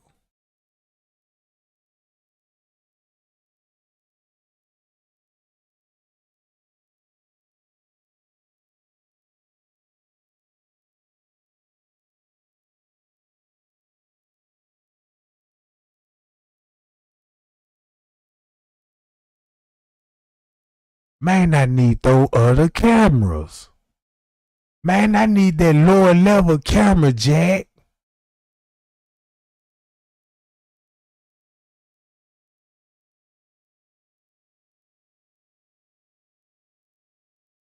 Man, you sure ain't lying. That jealousy is real. Man, that jealousy is so real, bro.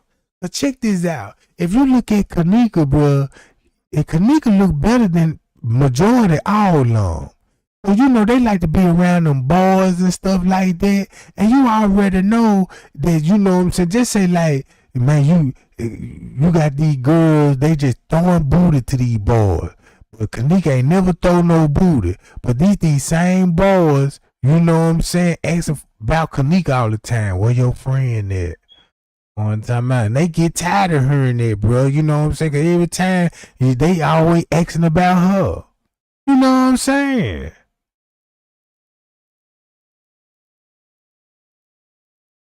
So now look, y'all see that? Now Little Nora walked out there with the police. Now she did say, yeah, the police took me back there, and he said he ain't even watched the video for not even 5 minutes, say when he don't see her in the hotel. That's what Little Nora lied about. See what I'm saying, gang? You could tell her all mama jealous. Jealous of Kenneka. Cause check this out. Every time when she mention Kenneka name, she don't smile or she don't even cry. You just see more anger than anything. You know what I'm talking about? Cause she always mad when she bring up her name. You know what I'm talking about? So now look, now I understand why the police they they they rapping with Lil Nora.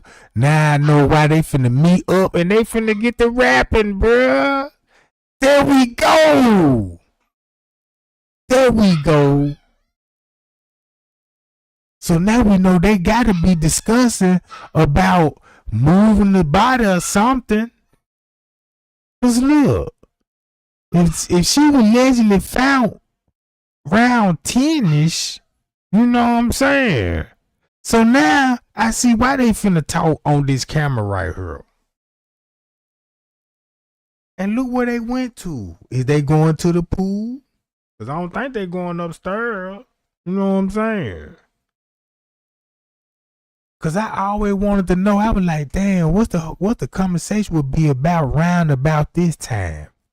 You know what I'm saying? Cause what made me ask that? Cause I'm like, why would the police would have anything to talk to them about yet? Round about this time, they should have nothing to talk about. To be honest with you, they should have nothing to talk about. But mysteriously, they right here. And I always wanted to know, why is that police officer walking up and he got sweat? He fanning himself. He looked like he came from an area that is gonna be hot and stuffy. And he had to be in there for a while because he's still feeling the heat fanning himself. You see what I'm saying? And then the way the police, this one thing I know about the police. When the police stand right in front of you and when they be standing and they look police stand spreading their legs and stuff, they finna lie like a motherfucker. You know what I'm talking about? They finna lie like a motherfucker. When they stand like that, they finna start lying and shit.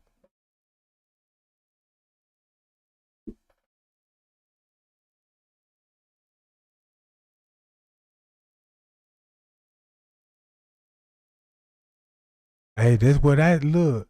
What you said, Trey ain't might well be a detective at this point. Cause guess what I was finna do? Well, this is what I'm going to do. And Kenneka inspired to me. I'm finna go on and put my application. I'm finna go back to school, gang. I wanna, you know what I'm saying? I wanna go on and study the law. You know what I'm saying? I wanna go on and study the law. You know what I'm saying? And try to be a lawyer. You know what I'm saying? Because I want to learn everything. You know what I'm saying that I want. You know what I'm talking about. So I'm gonna go on and do that game, and I'm dead serious. And I'm thinking about filming my journey and shit. Be like, man, he really did this. You know what I'm talking about? I'm dead serious. Cause I wanna. The reason why I wanna do it because I wanna be that first person that I can give legal advice to people before they go holler at a lawyer. You know what I'm saying? And you know what I'm saying? I can guide them and show them the laws and what things they need to do when they come to these type of situations. You see what I'm saying? So they'll slow down all that old corruption. You know what I'm saying? How these folk making a monopoly out of it. You know what I'm talking about? Because, you know, I got a mindset as a detective. You know what I'm talking about? So yeah, you already know I need a suitcase, magnified glass, a pepper spray, and some black powder, goddamn it. Yeah, I need all that.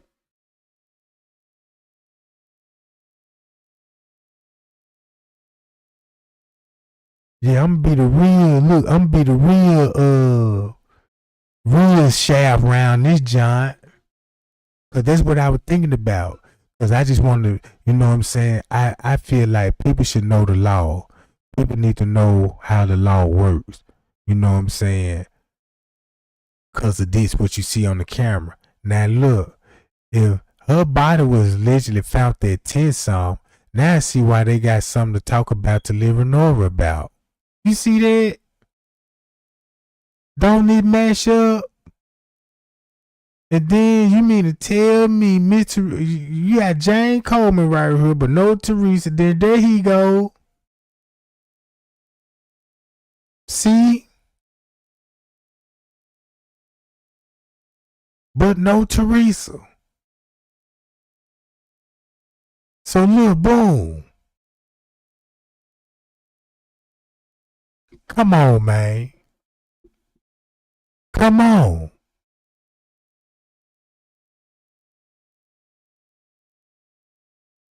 Now I know what they talking about. Now I know. Now I know what they talking about, bro.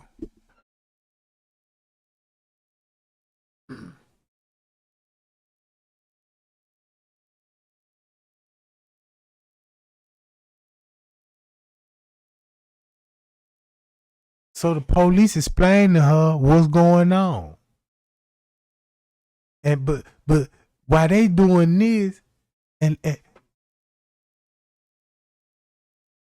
while they doing this, bro, I could just imagine what Miss Teresa doing round about this time in that parking lot with those other family members. Cause check this out, you don't even see the rest of the police officers. You see what I'm saying? Look how many police officers that's missing. Look how many police officers that's missing. So now they know. So look, boom, let's get them out of there. All right, let us do our. We finna go take care of our business. Cause it's matching up. Look, ain't this matching up with the time?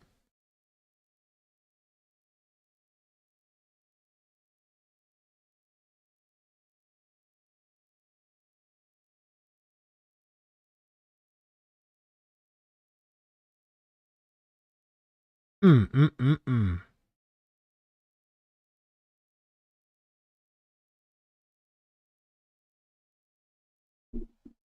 Hey y'all, appreciate the cash out gang, y'all.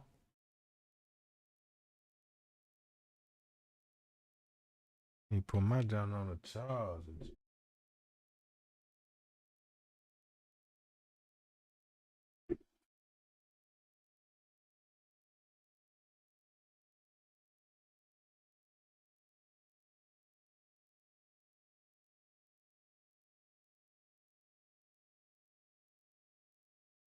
Now y'all see they just cleared the hotel out. That's how you know the police up to something. So now look, all of a sudden it done calm down. Now it's like it look like it's going in lockdown mode, ain't it, gang? It's like it's on lockdown now, ain't it, gang?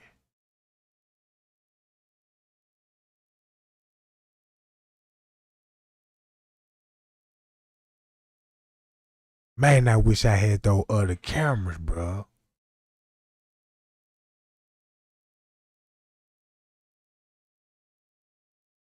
Ah.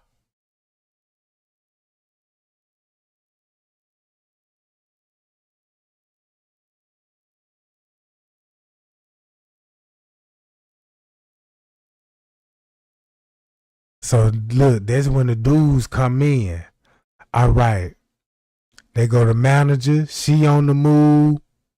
He come in, see, cause I always wanted to know. I'm like, man, look, he came back in and he just came in and just sat right here. And then, and I'm like, why would he come and would just sit right here? Know what I'm saying? Watch this game. This whole lobby finna get clear. Watch how clear it's finna get. Then I know this ain't the same. That's the same translator.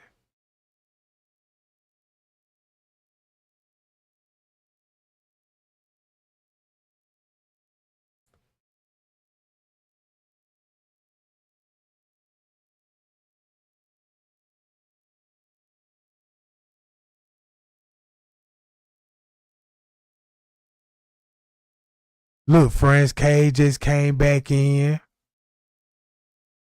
Franz K just came back in.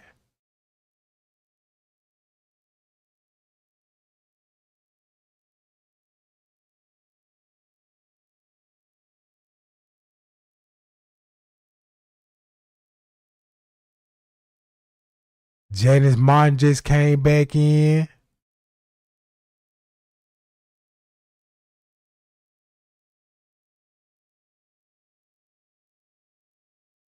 All right, Friends Cave on the move. Now look, this when Friends Cave finna lock down the lower level kitchen. Oh, so that's why he was locking. Oh, that's why he was locking. That's why he was locking everything up down on the lower level around about this time. Oh, and I got the video. Hold on, gang. Look, remind y'all, this gonna be at round 10ish, going on 11, right? And we know what the police up to. Now we know what the police up to. Boom. That's why he started locking up everything downstairs.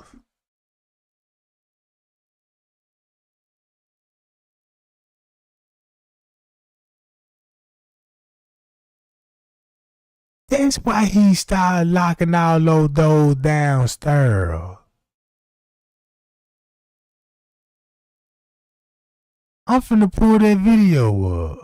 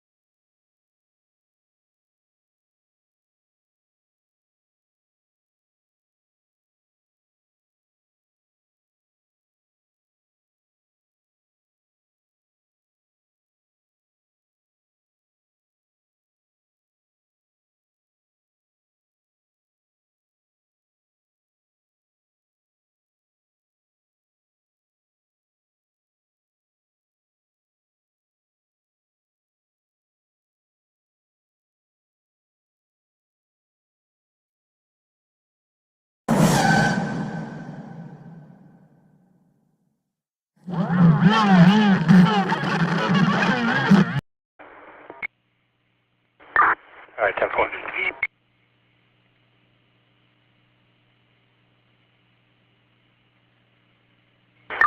201, do you see me? Yes, that's the room they were speaking of.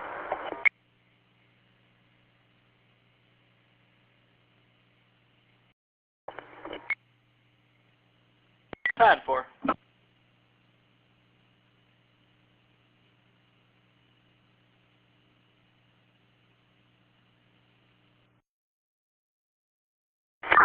Hi, sorry, 201-101. Go ahead.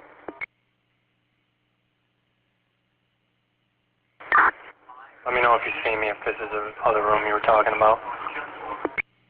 Now y'all see how they No, it's distracted? the room directly to the west.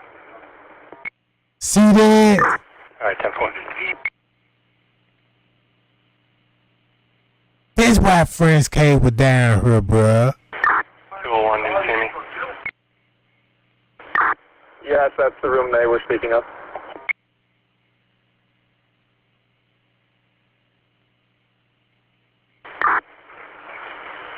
Ten four, everything. 10-4 in this room. 10-4.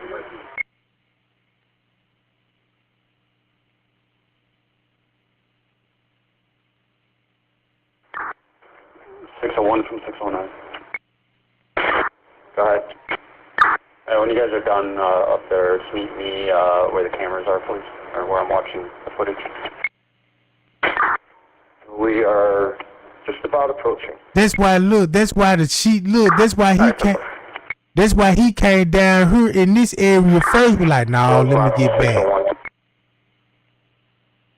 See that? Myself, 609 Tango, and 101, we're going to be going downstairs in the basement area of Crown Plaza, just in case he was communication with us. 10-4.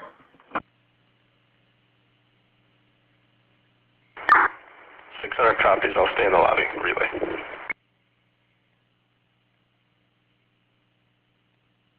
That's why they locked that John down. Hey, Sarge, I'm gonna go look at the cameras real quick.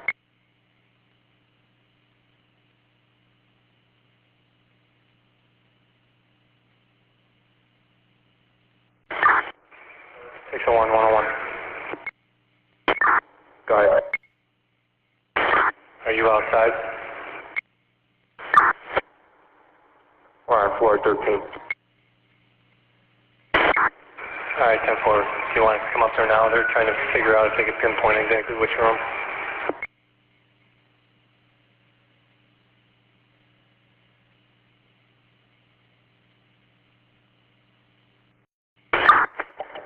From 609. Good. Is the hotel manager with you, or is she in the lobby or anything? Negative, just front desk personnel. Can you see if they could radio her? We lost her. See if they could radio her.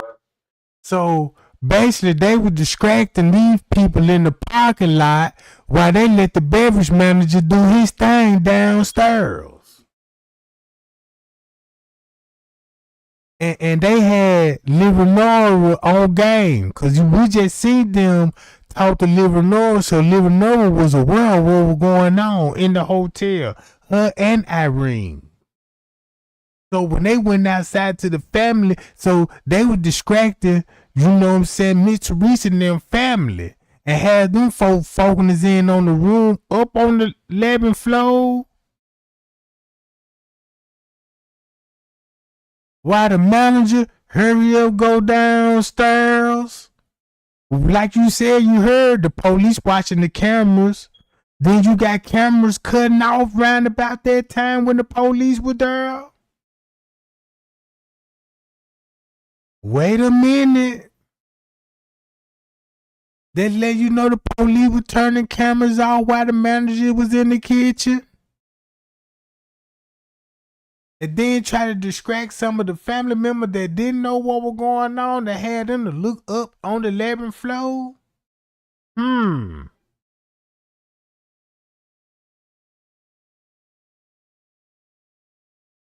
And have her just meet us outside the lobby and let me know if they get a hold of her.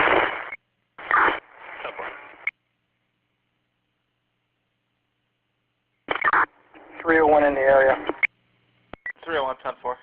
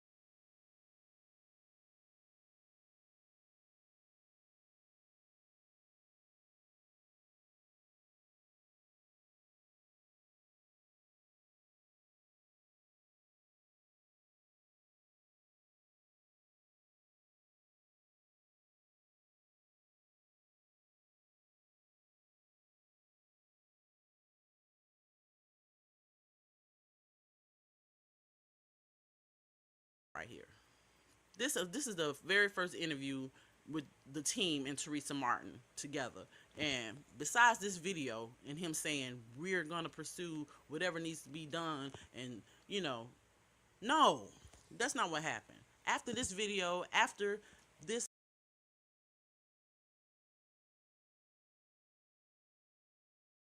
All right, y'all. Now check this out.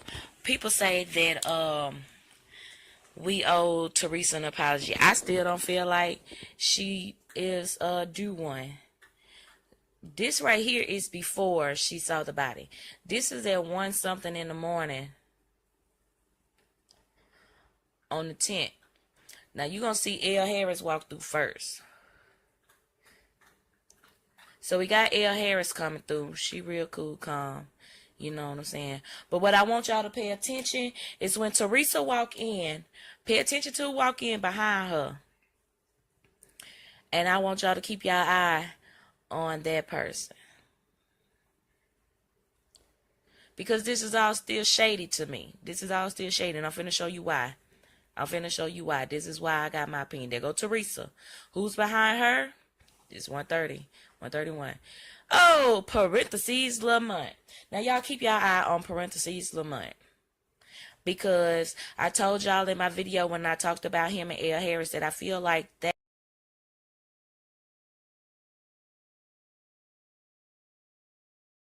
Thank you for checking out Her Divine Light. I really appreciate everybody who has liked, subscribed, shared insight, and just been patient.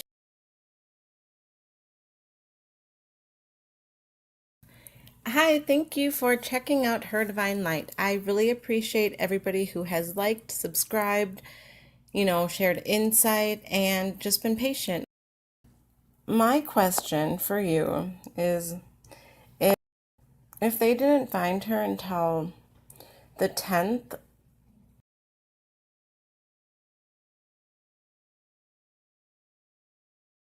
Now y'all see that? Now y'all see what time they say? What time they say? Right?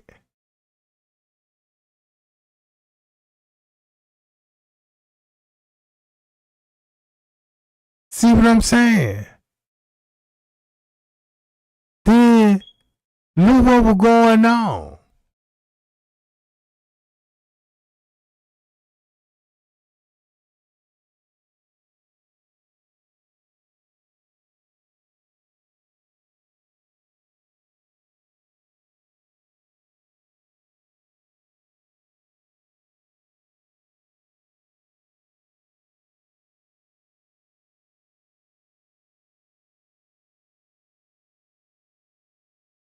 But look at this.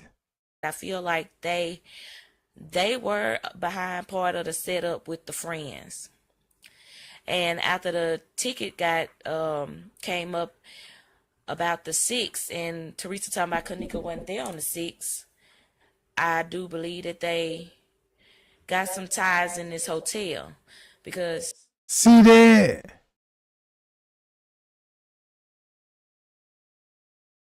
So check this out. I want y'all to focus on that and look at this. I'm gonna go to my video.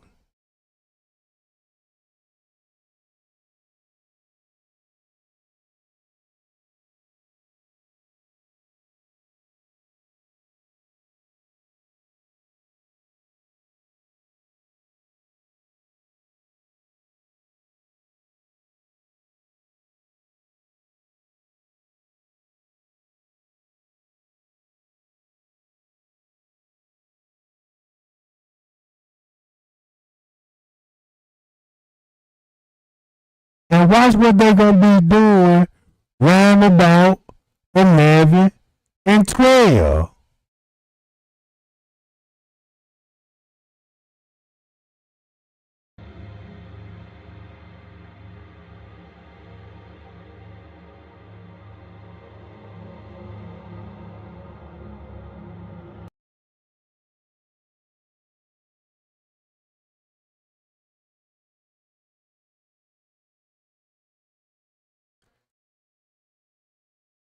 Now I'm glad I put this junk together, right? So now look, I kept up with the times on her. Now just watch the time and watch everybody movement, bro. And we got them.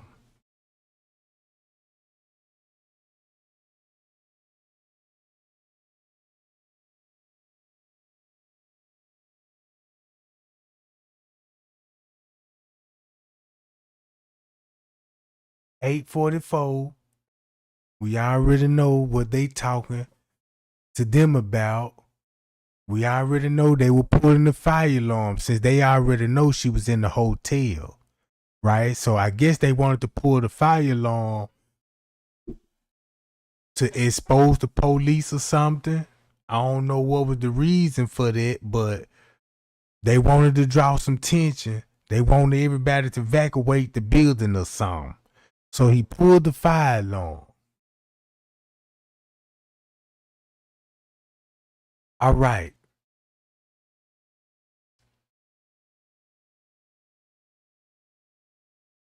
So they'll be pulling the fire alarm right around the time when the assistant beverage manager lost. So boom, she taking them folk down there right at 11 something, right? But we already tracked the beverage manager. We already tracked the beverage manager. And we already know where he gonna be at. Right where she taking them to, right? So we know he met up with the laws down here, grabbing sheets, in and out of ballrooms. The camera totally skipping around 11, 10 o'clock, like 54 keys broke it down, right?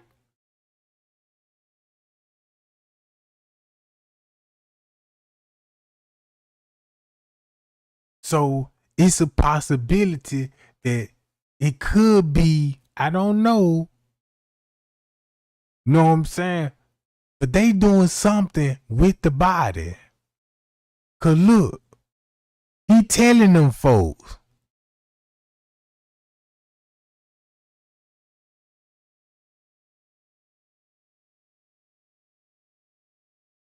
So boom.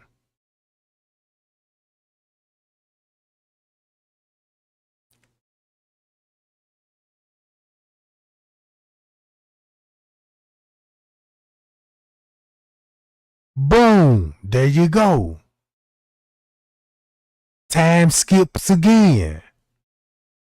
Cause look, then you got French K coming down here and notice his sleeves is rolled up. One thing I know about French K, you could tell when he finna do something. When he always roll his sleeves up before he do it.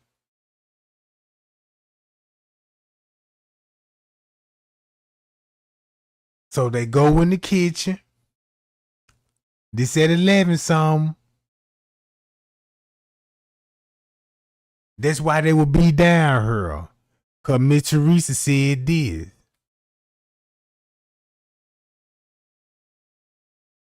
Boom!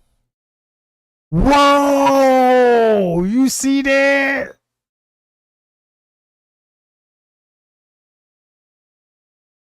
You see that? So when we heard the audio call, this what it was at. One time out when the audio call was going on. Cause y'all remember the audio told them, can you bring one of the family with us and tell them to meet us over here so they could point out what they see? So that mean they must have Lyra Nora and Miss Teresa. And the whole time they had Miss Teresa viewing the body while the other family members looking on the 11th floor. Talking about a struggle. You see what I'm saying? That's what they were doing, bruh. Cause that's why I was like, man, I want to know why they. Cause when I looked up, I know how police behave. You know what I'm saying? Cause I've been locked up before. We already know how to. You know what I'm saying? The gang unit come in. We see how they suit up and get ready for us, and this what it looked like. So boom, they in this area. So it's like, look, we just gonna be seen on the camera in this area like we really searching, but in reality, man, these folks upstairs in their kitchen viewing their body. I told y'all, Miss Teresa gonna be viewing their body around 12 something, bro. Not at 5 in the morning.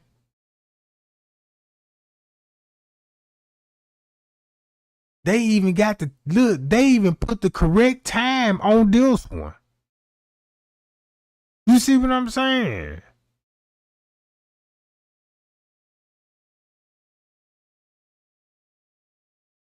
So basically, before they even did the search, they just really walked the same route the beverage manager would have walked in. You see what I'm saying? Cause this just showing he would be the only one down here. So that's why, bro. And they got the cameras. They already seeing this, bro.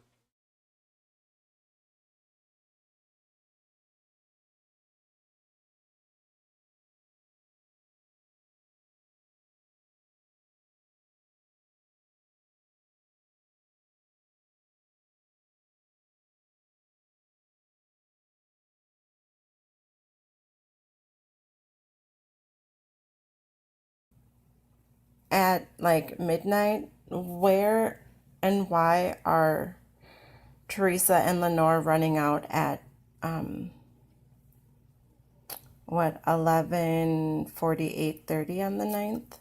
So See that gang? Look at this, bro. they contacted her around 4:24, or she said 4:34. I'm sorry. So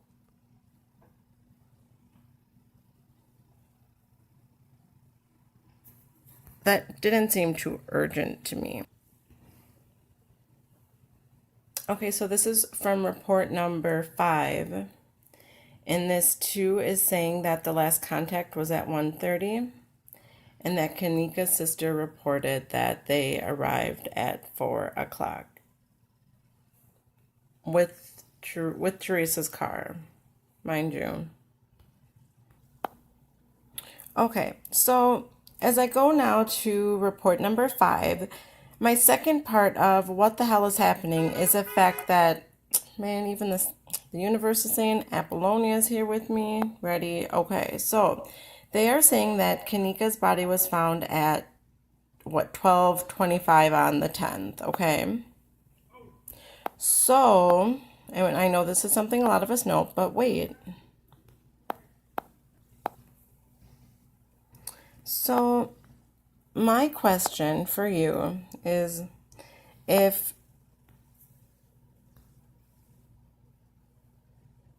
they didn't find her until the 10th at like midnight, where and why are Teresa and Lenore running out at 11:48:30 on the 9th? So Now y'all see this? This the know. footage they gave us, bro. And look what happened if you matching the cameras up. They don't look right.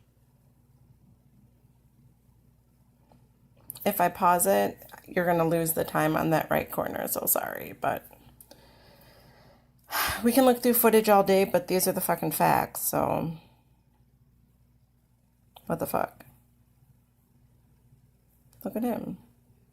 But wait, they didn't find her yet, right?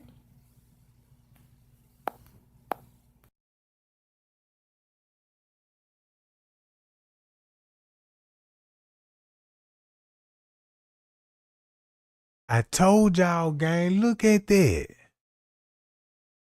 See that?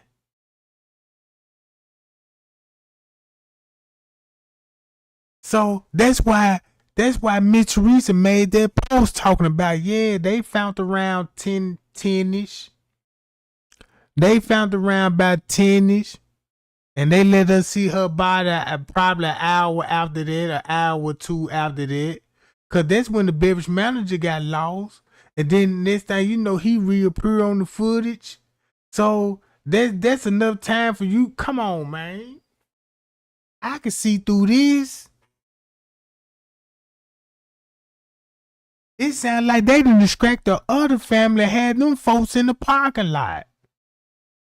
And the police used the tactic, get me Teresa and Little North and them over here. Only 2 people could come to point us what room this is. And they sneaking all in the kitchen.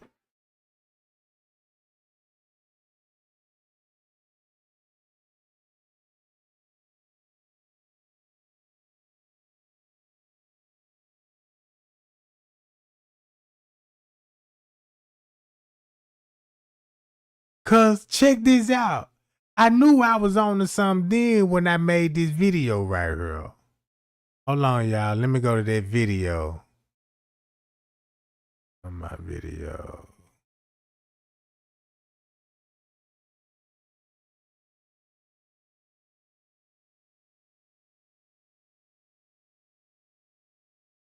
Where my video at?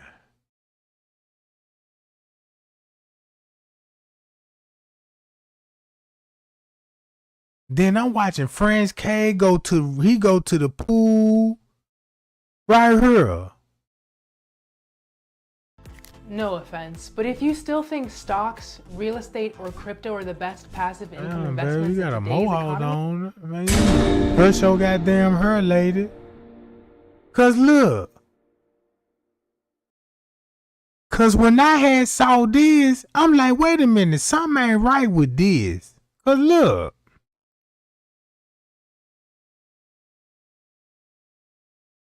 So I went to 149 on the picture. And I went to on the camera. I said, watch this then. What's up, gang? Check this out. I'm finna put y'all on the T. Now watch this. I just gave y'all the timeline. 149 when that picture was taken with Kenneka in the freezer. Now we all know who back there with that camera. But watch this though. The timeline finna skip in the minute. So when they leave, they gonna take that cameraman with them. You see what I'm talking about? Watch him, y'all. He got it in his hand right now as we speak. Now check this out. It's impossible for him to take that picture if he ain't in that freezer. Check out the timeline, y'all. Watch this.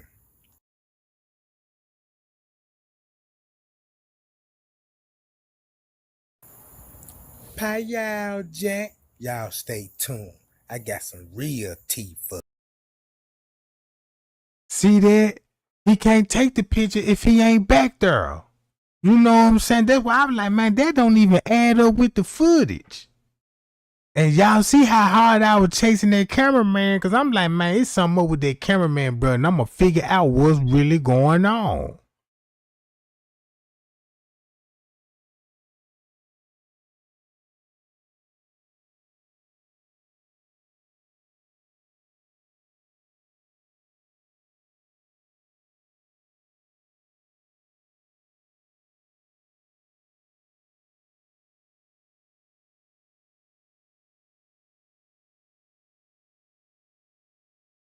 That other video that I had.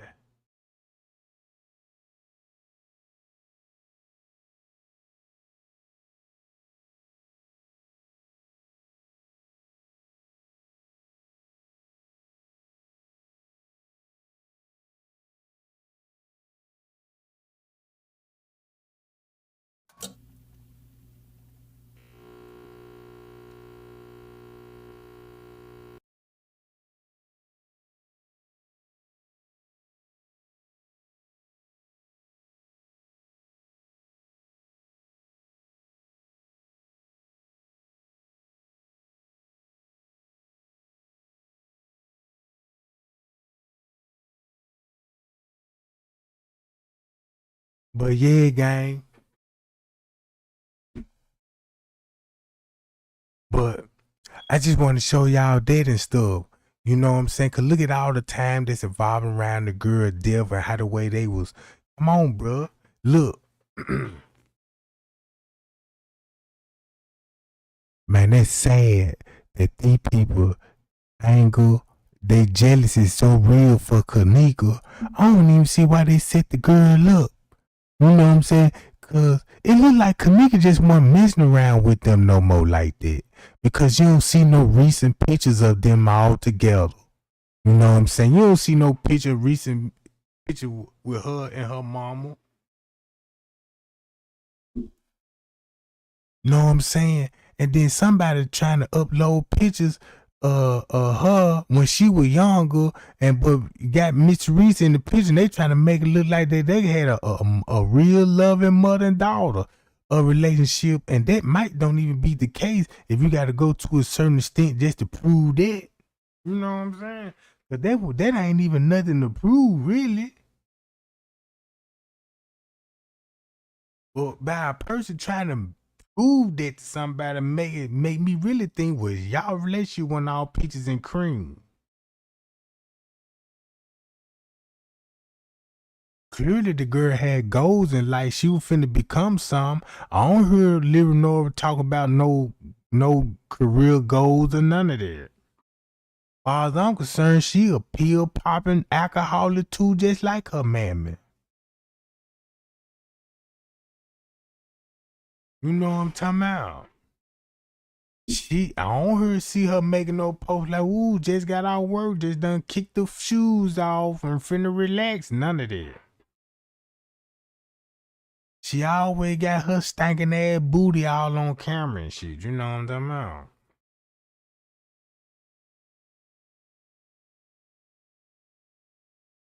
But yeah.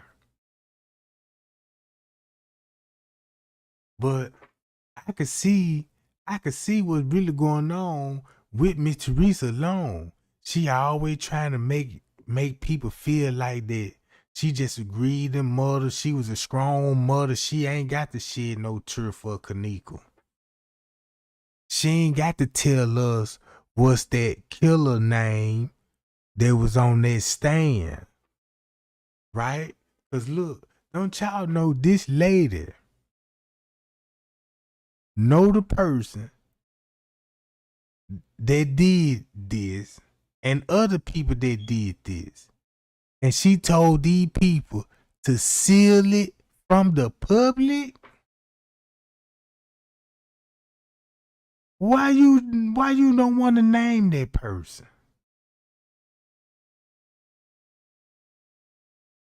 If that ain't the worst mammy in the world, I don't know what that is.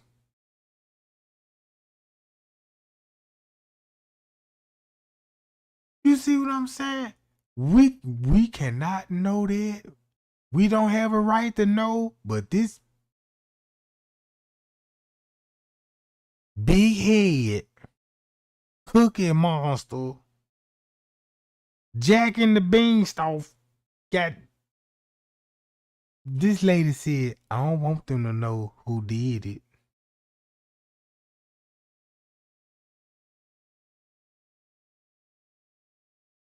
You know what I'm talking about?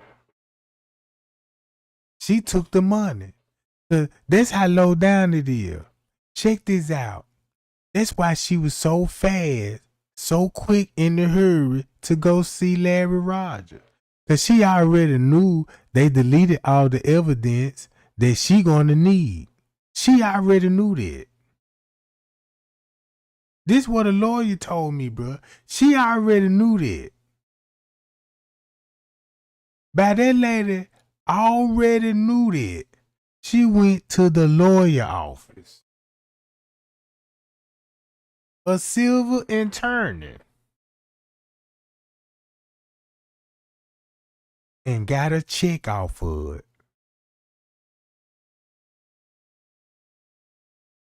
That's why she never mentioned nobody that work at Crown Plaza names. She always preferred the manager.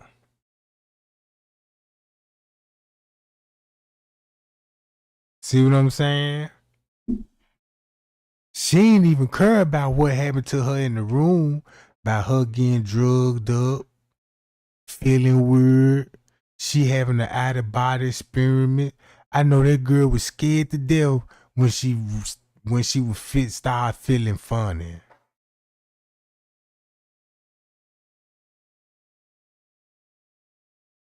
I know it's got to be a horror movie that you just sitting there and you drug, your body can't move, you can't do nothing, but you still coherent and know what's going on around you, and you can't even fight your attackers off. And not only that, you in the room with family.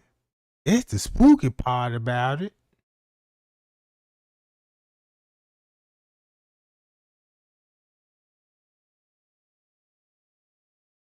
I could just imagine that a person being drugged, laid on the bed, ain't move a muscle, but you looking dead at your attacker, bro, taking off your shirt, unbutton your bra. You know what I'm saying? You can't do nothing. You see what I'm saying? That gotta be the most scariest feeling in the world.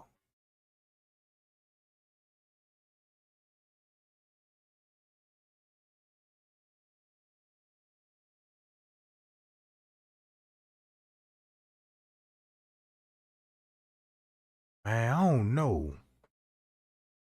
I don't know what Kenneka last moment was, but I could just imagine what it was like. Cause I got imagination of his own, and I just be thinking all type of stuff. Like, man, like, just imagine you look, you on the look. Then the drugs that they gave her was like a muscle relaxer. You know what I'm saying? So just imagine these people gave you a double dose of this muscle relaxer, bruh. Man, your body completely numb. You ain't even got no control. You know what I'm saying? And then you just laying there in the freezer. You laying there and then you can't move. And then ain't no telling how much pain that she was in. And she probably couldn't even feel it because she was so full of drugs. Like, you know what I'm saying? That what make me be this what makes me be just stay on the case, cause I'm like, man, wait a minute now. Know her last moment gonna be crucial. I wanna know how crucial it was. I know it's video footage that exists. Everybody know this footage exists. I just wish we had those tapes. You know what I'm saying? Cause apparently the way she was looking in the freezer, she was beaten up. Then she was in the bottle of water at one point in time for her to be like that. So we already know they had to move her in different locations. And then check this out. Make it so bad. You want to know what the scary part about it? I wouldn't even be surprised when she was still alive. Somebody went in there, locked themselves in their kitchen, and had sex with her.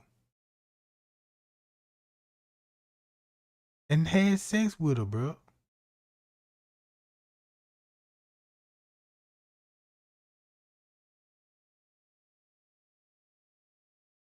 You mean her shirt was still pulled over? And then if you look at how the way her bra was pulled over her chest, come on, man. Come on now.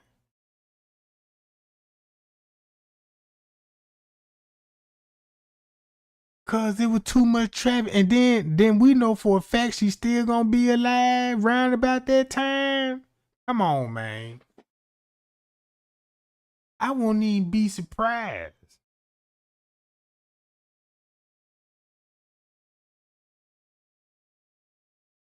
Yeah, you talking about P. Diddy might got the footage. Man, you crazy as hell, Jack.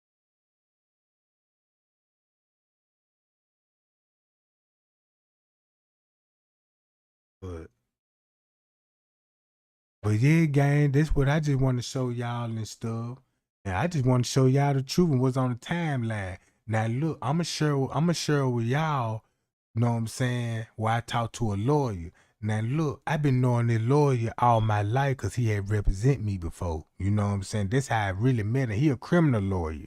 You know what I'm saying? I just happened to just be like, man, let me just go down there and holler at him. You know what I'm saying? So I went down there and holler at him, set up a couple of meetings with him and stuff. You know what I'm saying? I ain't lying. That nigga ain't cheap neither. But you know what I'm saying? I just gave him, you know what I'm saying, man, I'm like, man, you know what I'm saying? I just needed for you answer a couple of questions for me, you know what I'm saying? So I kind of broke it down on what was going on. He already seen where I was going with it and stuff. So I'm like, man, look, is there anything, you know what I'm saying? He told me straight up. He was like, I understand you want justice, but you ain't gonna get it. He was like, you ain't gonna get justice, but you'll get the truth. You know what I'm saying? Cause I'm like, man, well look. I'm like, it's a lot of paperwork been sealed, and there's a lot of things, you know what I'm saying, that was public. I want to know, since everything else was public, is it a way that we can still get those public information files? You see what I'm saying? And he told me it's a possibility. And I'm like, well, that's what I want. Because he was like, you're going to get the truth, but don't get your hopes up like somebody get arrested. And I was like, but I said, but look, it's more than one suspect though. And from what you told me, the person on the stand, let me break it down to you. The person that been accused of it was already on the stand, right? All right. Make a long story short, some still can shake because it was another suspect that wasn't accused yet. Put it like this here. Just say you go to jail for robbery. You had a charge partner, right? And just say nobody didn't know that you had a acquaintance with you, and you get locked up, but your acquaintance got away free. They didn't catch the acquaintance. So you go to jail, you go to trial, you know what I'm saying? And this thing you know, boom, he do the time. So boom, now if you got the acquaintance get locked up, right? Hold on, how can I put it? Let me see. How can I put this the way he explained it? Because the way he explained it, I'm like, man, that make a whole lot of sense. Because he was like, man, the question that you asking, he was like, man, he said the question that you asking, and I can see where your man said it. He said, man, you need to get your law, get your law license. You know what I'm saying? Do everything you need to do. Cause he was like, cause I could see you got like a detective mindset, but you also got that kind of lawyerism in you. You know what I'm saying? When he said that, when I heard it from him, I said, man, that's what I'm finna do then. If I heard that coming out his mouth, I got to believe in him. You know what I'm talking about? If he see that kind of jewel piece in me, I need to see it in myself. So that's why I was like, man, I'm thinking about going to signing up, take my ass to college, and going to get them law licenses. You know what I'm saying? Cause now I'll be able to spread the word. Man, look, anybody need, you know what I'm saying? I can break it down to you, man. Look, this is what the law do. This how you gonna have to go by the law. You know what I'm saying? This how they gonna these gonna be loopholes in the laws. You know what I'm saying? So be aware out on the loopholes in the law, cause I learned that from the mob them. The mob them know how to find loopholes in the laws and stuff. You know what I'm saying? So that's how they really be getting off on their charges, cause they going by the law, but they also necessarily breaking the law. But the evidence they got of them breaking the law is not evidence that can just really stick. You see what I'm saying? So boom. But the way he broke it down to me, I'm like, man, look, it is a possibility. You know what I'm saying about? But the person that who actually killed her, he'll never be charged. And I'm gonna tell y'all that right now. He'll never be charged. He will never be charged. But if you had other people that was involved, now you could think about criminal charge. You see what I'm saying, gang? If y'all catch me what I'm really saying? You had acquaintance at that time of a murder being committed. That means that person still can face consequences. And check this out. And I gave that lawyer a nice little stack of little change. And that conversation wasn't even no more than 15 minutes. Cause soon he answered that question, man, that little bell ring, I'm down. It's over with. I thought we was just going, nah, it ain't like you could just go down and just sit and talk to a lawyer, just, you know what I'm saying, the conversation get good. No. Man, your question is limited. And then I know he mad at him because I'm in the office and stuff. I know I got the whole office smelling like Kush. Look, I wasn't even thinking because, you know, I be sitting in the car before I get out. I like to blaze one up right quick. So I'm blazing one up. I'm forgetting about letting the windows down. Look, I'm fogged up in that John. I'm cloud nine in that John. Hitting the trees. I done caught my lungs out so my eye bloodshot red. Start coming up with my pretty boy smile on. Hi, I'm here to see the lawyer, please. And forgot to spray. You know what I'm saying? Now everybody looking at me with the stanky face like I know he didn't. You know what I'm saying? But, you know, I'm immune to the smoke. You know what I'm saying? Because I don't be smoking around police officers and people in business suits. You know what I'm talking about? I be in a trap all the time. You know what I'm saying? So, you know, Kush like cologne to me. You know what I'm talking about? You know what I'm saying? So I forgot all about that. Yeah, you know what I'm saying? So I'm in the office. I'm like, you know what I'm saying? I'm talking to him. You know what I'm saying? He already light incense up. He ain't tell me that, you know what I'm talking about? Hey man, you need to you too loud, you know what I'm talking about? He get the spraying shit. I'm like, damn, he must be trying to say something or something, you know what I'm talking about? I had to, man, hold on, let me go use the restroom right quick. I had to go and raise the armpits up. Man, why that nigga spraying? No, what he talking about? He must don't know nothing. It's that loud, Jack. You know what I'm talking about? Yeah, I had to stop that shit because one time I had to go to court. They want to do extra searches and shit. They be like, when the last time you smoked? I'm like, what you talking about? Smoke what? They be like, come on, man, we smell. I'm like, what you smell? What? You must be smelling that same nigga y'all found that dope on. That scent must be stuck in your nose. Man, I ain't got nothing on me. Lying like a motherfucker. Lying like a motherfucker, goddamn. For real, gang. One time I got pulled over by the police, right? He gonna come to me and tell me, man, you ain't got no drugs in the car. I'm like, no, I ain't got no drugs in the car. You know what I'm saying? He was like, you know where the drugs? I'm like, no, I thought y'all got the drugs. If you think I had them drugs, you think I'd be driving right now, bro? I'd be at the house chiefing like an Indian, bro. I'm Chief Hunlo. You know what I'm talking about? I'm like, man, y'all must ain't doing y'all work. If you asking me where the dope is, you must be, you know, don't put me in this shit, bro. You know, don't stop me and trying to make up for your loss. You know what I'm talking about? Matter of fact, ain't nobody got no dope. I been looking all across the hood. Ain't nobody got no dope, bro.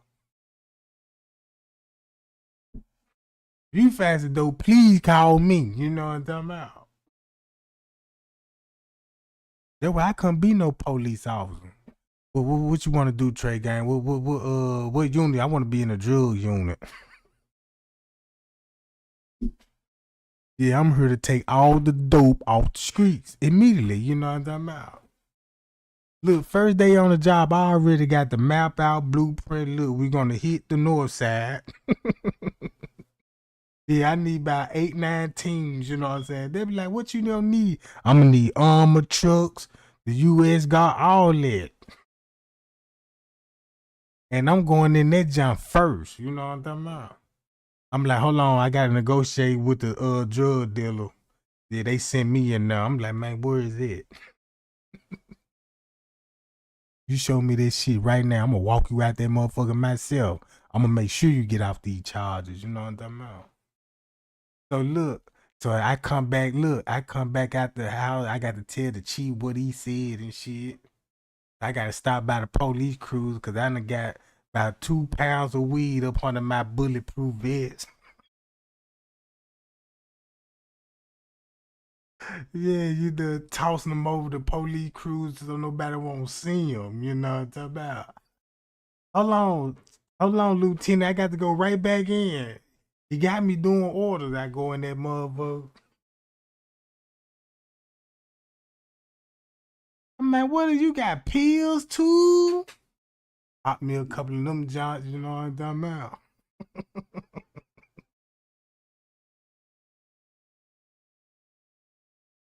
And then look, you know I had to negotiate with the drug dealer, right? Cause you know it getting got to a hostage situation now. I'm the only one in there.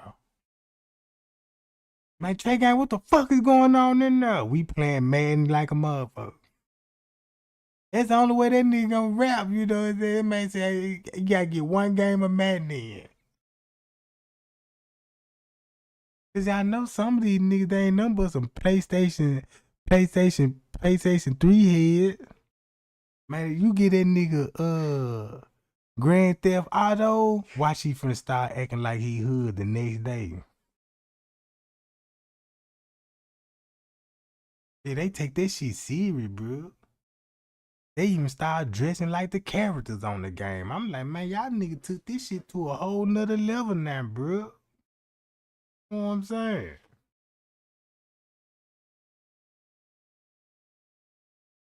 I ain't gonna lie, I do Call of Duty like that too. I swear I'm a sniper. Fuck you talking about. But yeah, gang, I'm gonna get on up out this job. I got something to do. You know what I'm talking about? And I'm gonna be back tomorrow, same time. You know what I'm talking about? Oh man, look, man, y'all can just imagine my first court case. Man, I think I'd be I'd be the next Johnny Cochran, gang. Man, them folk gonna be mad. The system gonna be mad. Them folk gonna put a hit out on me, bro. Cause I'm gonna expose everybody else. I wish I was on that P. Diddy case. I'm gonna see can I take that case up. Cause I believe he got some more videotapes that nobody don't know nothing about. But I know he got some cause you know, they said they got TD Jakes on one of those videos, and his nickname, they said TD Jakes nickname, and I didn't make this up. I couldn't even come up with no shit like this. But they said TD Jakes nickname is General High Booty. I said General High Booty? Man, what the? Cause when they first exposed him, he was the power bottom. And I was like, man, what's a power bottom? And I'm like, whatever it is, that motherfucker got a whole lot of power to it. You know what I'm saying? So all I can think about is if he a power bottom, that means all the glory and all the powers is in the booty.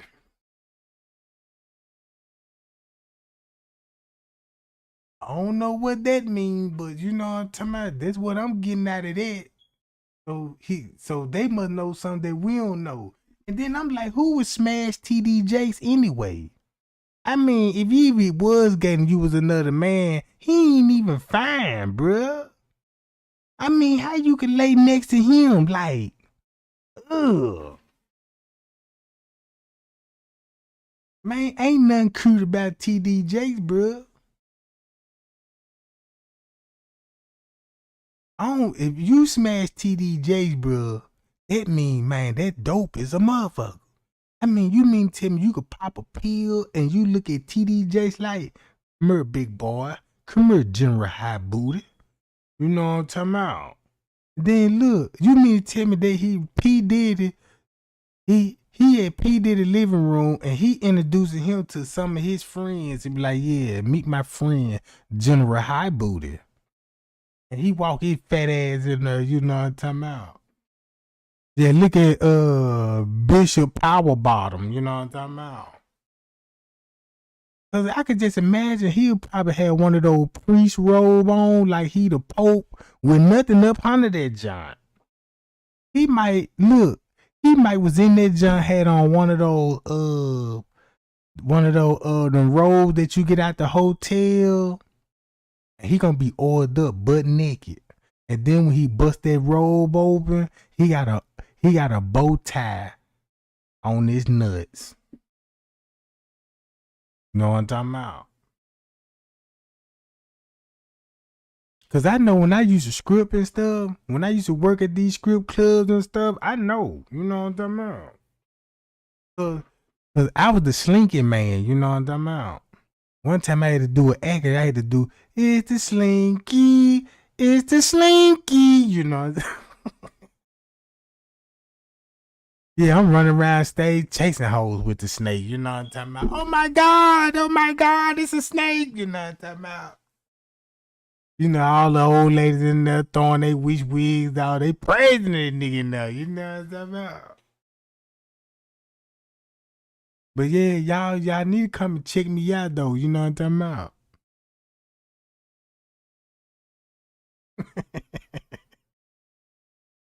Yeah, look. Yeah, that's probably what TDJ said when he was all up at P. Diddy's house. Have you ever been swallowed up? You know what I'm talking about? I said, whoa. You know what I'm talking about? Have you ever been swallowed? I'm like, damn, swallowed, you know what I'm saying? And my man wasn't even in the gutter, but when he said it, I was like, damn. I need to use that in my next act when I go script next time. You know what I'm talking about? That's gonna be my theme song. They're gonna be my intro. Hey ladies, you know, you gotta get the crowd pumped up. Say it with me, hung low. You know, I'm in the dressing room and shit, oiling up and shit. I hear the women's out there, hung low. They ready for me to come out, you know what I'm talking about? Yeah, bust out on the stage. Hello, girls. Have you ever been swallowed? You know what I'm talking about? And watch that crowd go wow, bruh. I can just see some of y'all hot ass right now. You know what I'm talking about?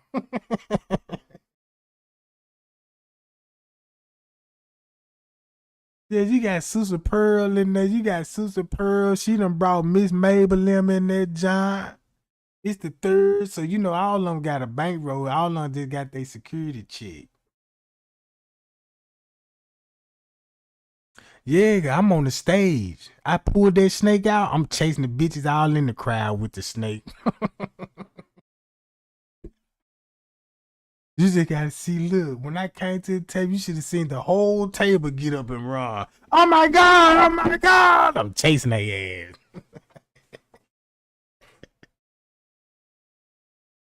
They were like, man, what else you could do with that job? You know what I'm saying? So I had to show them I could double dutch with this job, you know what I'm talking about?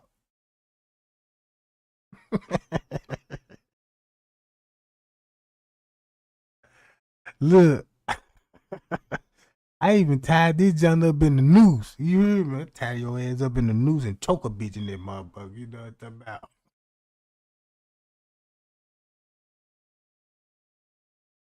Man,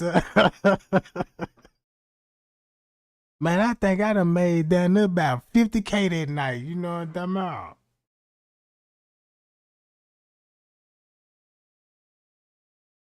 Yeah, them niggas, they was in there. They were mad at me. Look, they were mad at me, bro. And I came over, they were like, damn, the new nigga taking over. You know what I'm talking about? They coming on, you know, I don't know what they be on. I believe them niggas be gay for real, bro. I believe some of them niggas be gay, bro. Cause I was looking in the locker room, and one other nigga was showing the nigga how to do the butt. He was like, nah, you gotta do it like this. And he was showing him all the moves and shit. I'm like, man, you can't. No. I never in my life, you know what I'm talking about, go in the locker room again. Cause look, they was over there in the corner and shit, cause the other nigga, he was like, man, you too stiff. You gotta loosen up. I'm like, what the fuck? I'm like, what really going on? You know, they in he teaching the man how to do the butt on that job. So that's why I was like, nah, I don't think this shit here for me, cause all this shit here going on now.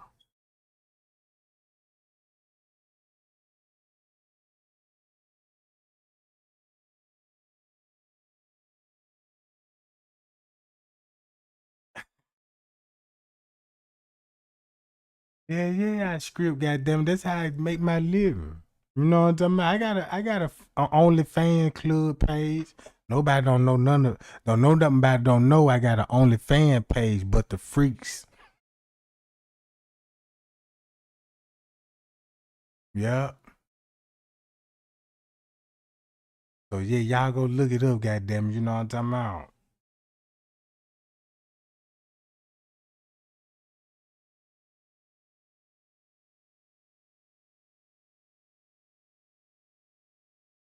But yeah, gang, I'm gonna get on the back here.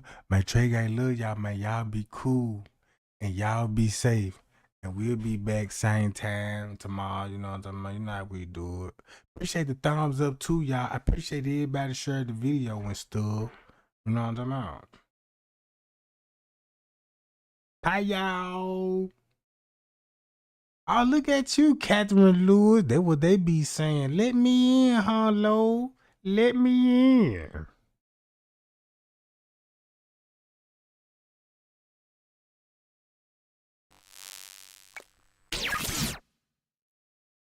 All right, now, okay, bye.